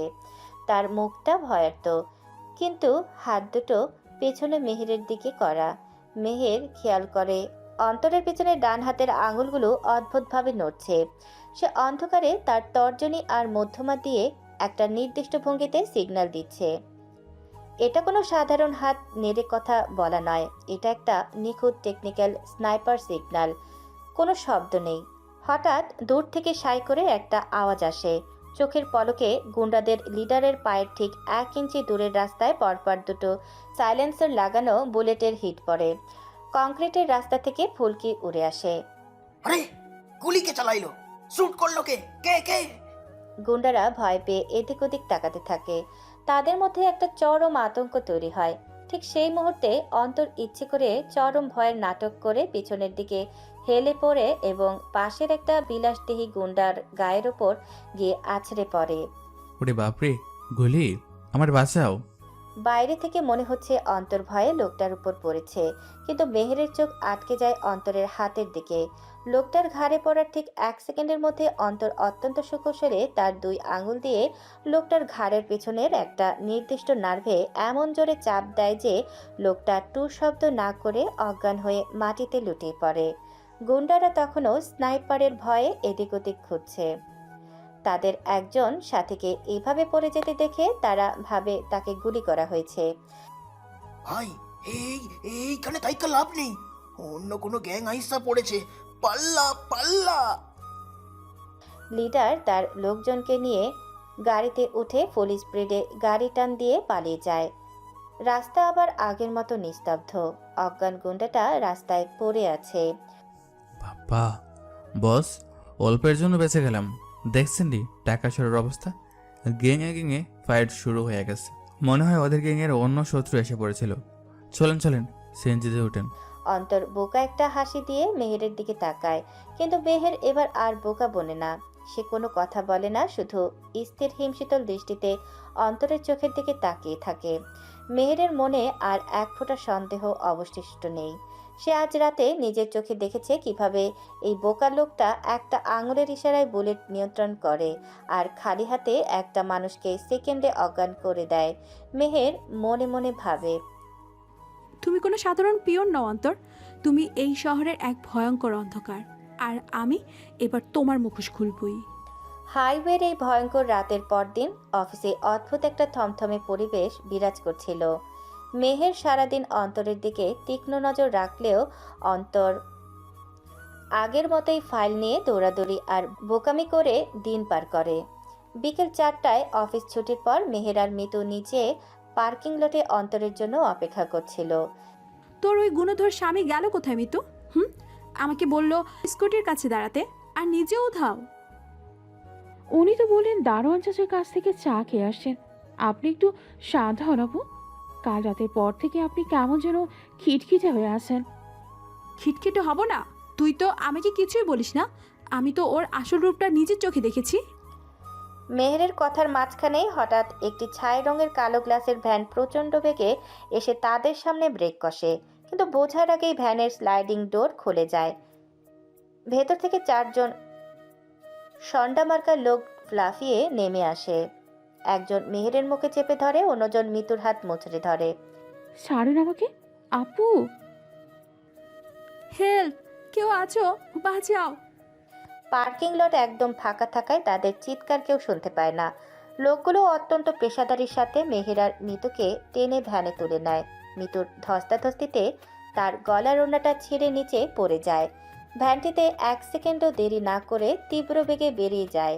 ঠিক 5 মিনিট পর অন্তর এক হাতে চায়ের ভার আর অন্য হাতে মেহেরের হেলমেট নিয়ে পার্কিং লটে আসে। সে গুনগুন করে গান গাইছিল। বস, এই যে আপনাদের চা। আরে বস, কই গেলেন? অন্তর এদিক ওদিক তাকায়। হঠাৎ তার চোখ আটকে যায় মাটিতে পড়ে থাকা মেহেরের স্কুটির দিকে। স্কুটিটা ধাক্কা খেয়ে পড়ে আছে, আর তার ঠিক পাশেই পড়ে আছে মৃত সেই পরিচিত নীল ওড়নাটা। অন্তরের হাত থেকে চায়ের ভাতটা মাটিতে পড়ে টুকরো টুকরো হয়ে যায়। তার মুখে সেই বোকা নিরীহ হাসিটা মুহূর্তের মধ্যেই মিলিয়ে যায়। পুরো শরীর পেশিগুলো শক্ত হয়ে ওঠে। সে ধীরে ধীরে নিচু হয়ে মৃত্যুর ওড়নাটা হাতে তুলে নেয়। ওড়নার এক কোণায় ছোপ ছোপ রক্তের দাগ। তার চোখের দৃষ্টি এখন আর কোনো সাধারণ মানুষের নেই। সেটা বরফের মতো শীতল আর নেকড়ের মতো হিংস্র। অন্তর পকেট থেকে তার আসল মেটালিক স্যাটেলাইট ফোনটা বের করে। কোনো হ্যালো নেই, কাউকে সালাম দেওয়ারও প্রয়োজন বোধ করে না সে। গলার স্বর এতটাই ভারী আর হিমশীতল যে শুনলেই বুকের রক্ত হিম হয়ে আসে। লোকেশন ট্র্যাক করে এখনই। বস, কাল্লু ভাইয়ের লোক ওদের তুলে নিয়ে গেছে। ওরা কেরানীগঞ্জে পুরনো স্টিল ফ্যাক্টরির দিকে যাচ্ছে। আমার অস্ত্র রেডি রাখো, আর গ্যাংয়ের সবাইকে মেসেজ দাও, আজ রাতে শহরের রক্ত আসবে। অন্তর ফোনটা কেটে দেয়। তার চোখের সামনে মেহের আর মৃত্যুর মুখটা ভেসে ওঠে। সে ধীর পায়ে পার্কিং লট থেকে বেরিয়ে যায়। তার হাঁটার ভঙ্গিতে আজ কোনো পিয়নের ছাপ নেই, আছে এক ভয়ঙ্কর ধ্বংসের পূর্বাভাস। সময় গড়িয়ে রাত 9টা। কেরানীগঞ্জের পরিত্যক্ত এক বিশাল স্টিল ফ্যাক্টরির ভেতরটা ঘুটঘুটে অন্ধকার। শুধু মাঝখানে একটা বড় হ্যালোজেন লাইট জ্বলছে। সেই লাইটের নিচে দুটো লোহার চেয়ারে মেহের আর মিতুকে মোটা রশি দিয়ে বেঁধে রাখা হয়েছে। চারদিকে অন্তত 30-40 জন অস্ত্রধারী গুন্ডা দাঁড়িয়ে আছে। তাদের হাতে রামদা থেকে শুরু করে অটোমেটিক রাইফেল পর্যন্ত সব আছে। মেহেরের কপাল কেটে রক্ত পড়ছে। মিতু মাথা নিচু করে ফুপিয়ে ফুপিয়ে কাঁদছে। মিতু, তুই কাঁদছিস কেন?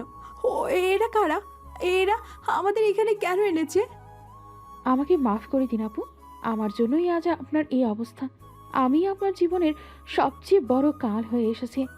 ঠিক তখনই অন্ধকারের ভেতর থেকে হাততালি দিতে দিতে সামনে এগিয়ে আসে কাল্লু ভাই। তার মুখে বিকট একটা হাসি। আহা, 203 দেখে একে অপরের দুঃখে কান্নাকাটি শুরু করে দিছে। তা মেহের ম্যাডাম, আপনার এখানে আনার কোনো শখ আমার ছিল না, কিন্তু ওই যে কথা আছে না, বাঘ শিকার করতে হলে ছাগল দুটো হিসেবে বাঁধতেই হয়। মুখ সামলে কথা বলবেন। আপনি জানেন আমি কে? আমি এই শহরের নাম করা কর্পোরেট হেড। আমাকে আটকে রাখলে পুলিশ আপনাকে ছেড়ে দিবে না। পুলিশ? পুলিশ আমার পকেটে থাকে ম্যাডাম।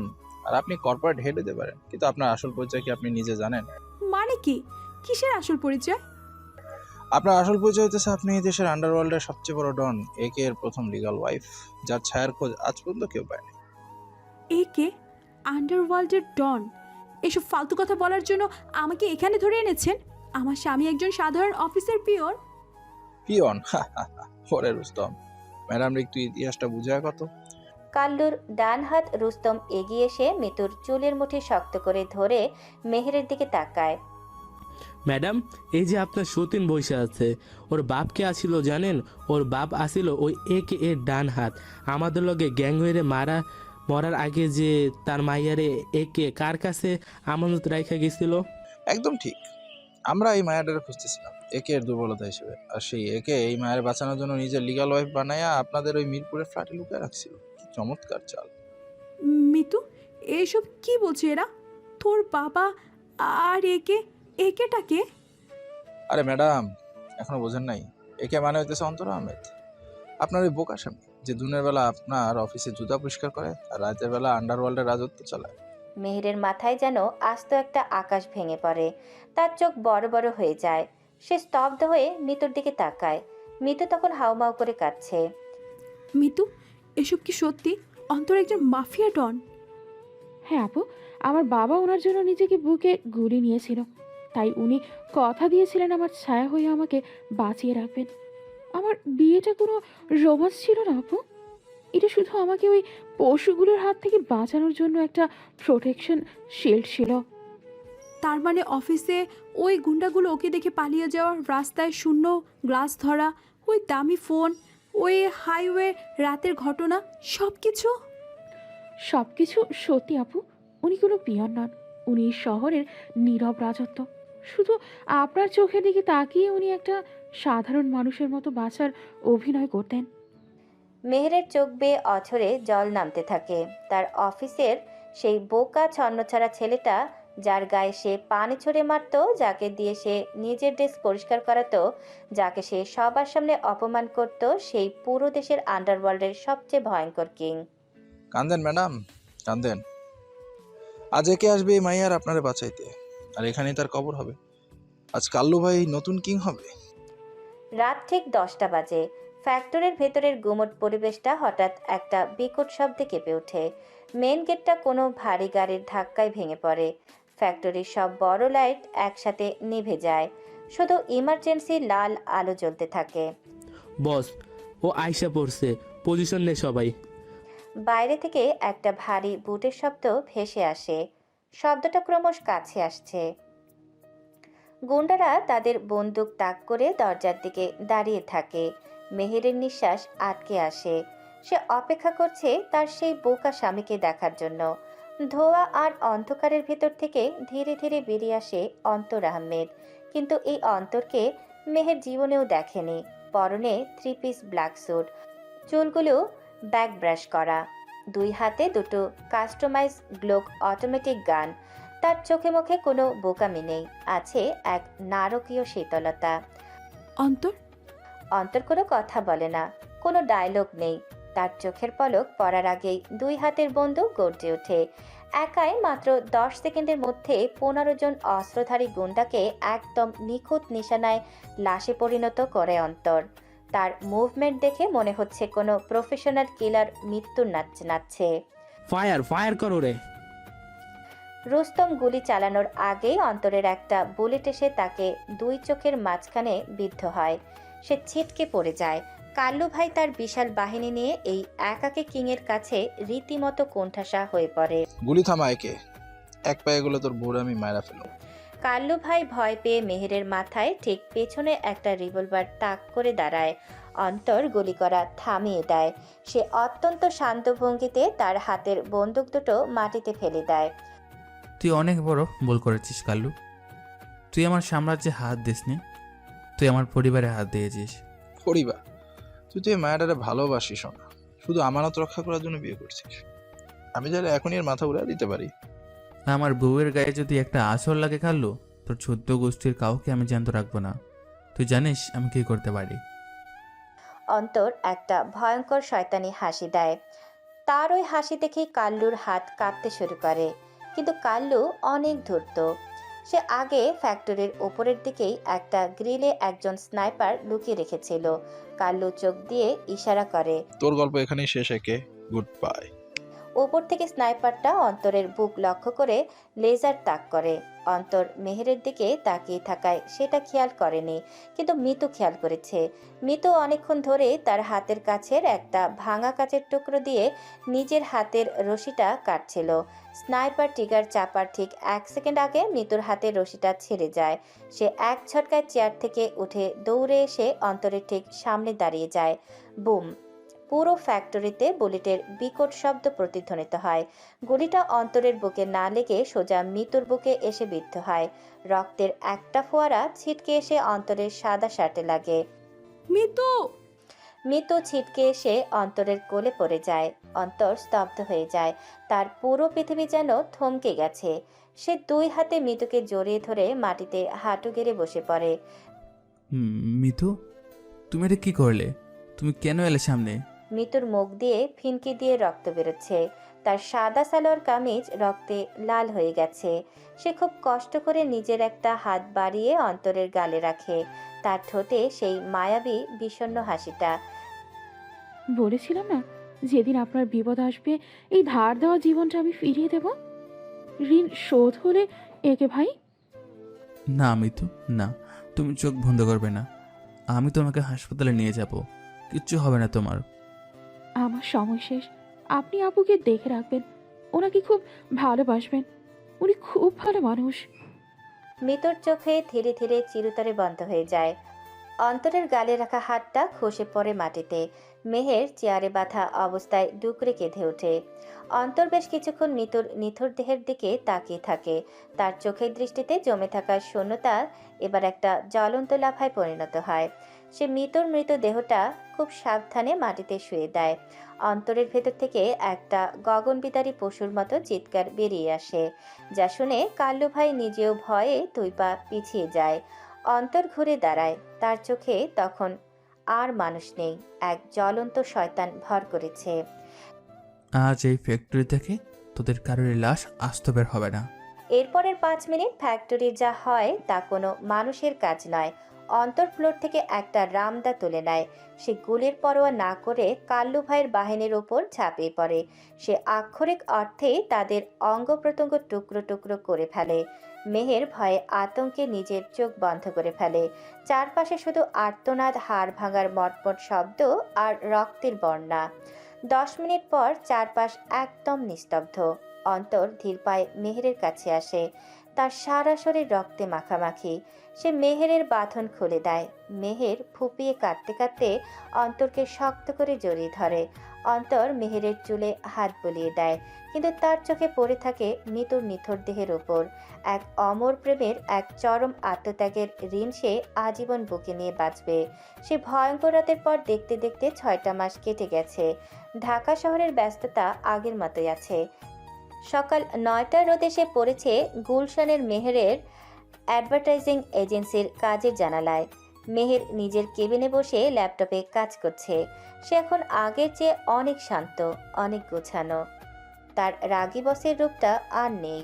ঠিক তখনই কেবিনের দরজা খুলে যায়। মে কাম ইন বস? অন্তর কফির মগ হাতে ভেতরে ঢোকে। পরনে সেই সস্তা চেক শার্ট, চোখে বোকা বোকা হাসি। মেহের অন্তরের দিকে তাকায়। মেহের এখন অন্তরের সব সত্য জানে। সে জানে এই সাধারণ শার্টের নিচে এই শহরের সবচেয়ে ভয়ঙ্কর ডনের বুক ধুক ধুক করে। অন্তর আন্ডারওয়ার্ল্ড ছেড়ে দেয়নি, কিন্তু সে এখন সবকিছু আড়াল থেকে কন্ট্রোল করে, শুধু মেহেরের কাছে সাধারণ স্বামী হয়েই বেঁচে থাকার জন্য। এসো, কফিটা টেবিলে রাখো। জি বস। কফি একদম কড়া খইরা বানাইছি, খালি দেখবেন ঘুম একদম পালিয়ে যাইব। মেহের কফির মগে একটা চুমুক দেয়, তারপর ভুরু কুচকে অন্তরের দিকে তাকায়। কফিতে চিনি কম হয়েছে মিস্টার অন্তর। আপনাকে কতদিন বলেছি চিনি ঠিকমতো দিতে? আজকে আপনার স্যালারি কাটবো আমি। সরি বস, আর হবে না। এই মাসের স্যালারিটা কাইটেন না। এমনিতেই তো গরিব মানুষ আমি, বউ পালতে তো অনেক খরচ। বউ পালতে খরচ মানে? আমার টাকা তো তুমি বাজার করো, ফাজিল কোথাকার। আরে বস, আপনি রাগ করেন কেন? আচ্ছা বস, কাল রাতে যে ওই কন্ট্রাক্টর গুন্ডা আপনার সাথে খারাপ ব্যবহার করেছিল, তার একটা খবর শুনছেন? কি খবর? হুম হুম। আজ সকালে পেপারে দেখলাম ওই লোকটাকে নাকি কে বা কারা ধুলাই দিয়া হাতের জেলের রাস্তায় অজ্ঞাত লাশ হিসাবে ফালায় রেখে গেছে। বোঝান অবস্থা। ঢাকা শহরে আইনশৃঙ্খলা তো পুরাই রসাতলে। অন্তর অত্যন্ত বোকা একটা মুখ করে মেহেরের দিকে তাকিয়ে রহস্যময় একটা বাঁকা হাসি দেয়। মেহের মুচকি হাসে। সে জানে এই অজ্ঞাত লাশ কার হাতের কাজ। তাই নাকি? শহরের আইন শৃঙ্খলা খুব খারাপ হয়ে গেছে দেখছি। তা মিস্টার অন্তর, সাবধানে চলাফেরা করবেন। কে কখন কাকে হাতির ছিলে ফেলে দেয় তার তো ঠিক নেই। আমার আবার কিসের ভয় বস? আমার মাথায় তো আপনার আশীর্বাদ আছে। মেয়ের হাসতে হাসতে টেবিলের এক কোনায় রাখা একটা ছোট্ট ফটো ফ্রেমের দিকে তাকায়। সেখানে ভিতর একটা হাসি মুখের ছবি বাঁধানো আছে। ফ্রেমের নিচে একটা তাজা গোলাপ ফুল রাখা। মেহেরের চোখে এক ফোঁটা জল চিকচিক করে ওঠে, কিন্তু পরক্ষণে সে মুখে হাসি ফুটিয়ে তোলে। সে বুঝতে পারে তার স্বামী শুধু একজন পিয়ন নয়, সে তার এবং এই শহরের এক নীরব রক্ষক। বস, একটা কথা ছিল। বলো। অন্তর এদিক ওদিক তাকিয়ে কেউ দেখছে কিনা তা নিশ্চিত হয়ে মেহেরের খুব কাছে এগিয়ে আসে। তারপর কানের কাছে একদম ফিসফিস করে বলে, বস, অফিস শেষ হলে কি আজকে আমরা ওই টিএসসির মোড়ে ফুচকা খেতে যাব? ওই দিন তো মেলায় ঠিকমতো খাওয়াই হলো না। ফুসকা? ঠিক আছে যাব, কিন্তু শর্ত আছে, ব্যাগ সব তোমাকে টানতে হবে। হুম। ধান বস, গরিবের গাড় তো ব্যাগের জন্যই তৈরি হয়েছে। অন্তর একটা সেলুট দিয়ে হাসি মুখে কেবিন থেকে বেরিয়ে যায়। মেহের তার যাওয়ার পথের দিকে তাকিয়ে থাকে। জানালার বাইরে রোদের আলোয় শহরটা ঝলমল করছে। তার জীবনের এই অদ্ভুত ব্যালেন্স তাই এখন তার সবচেয়ে বড় শান্তি।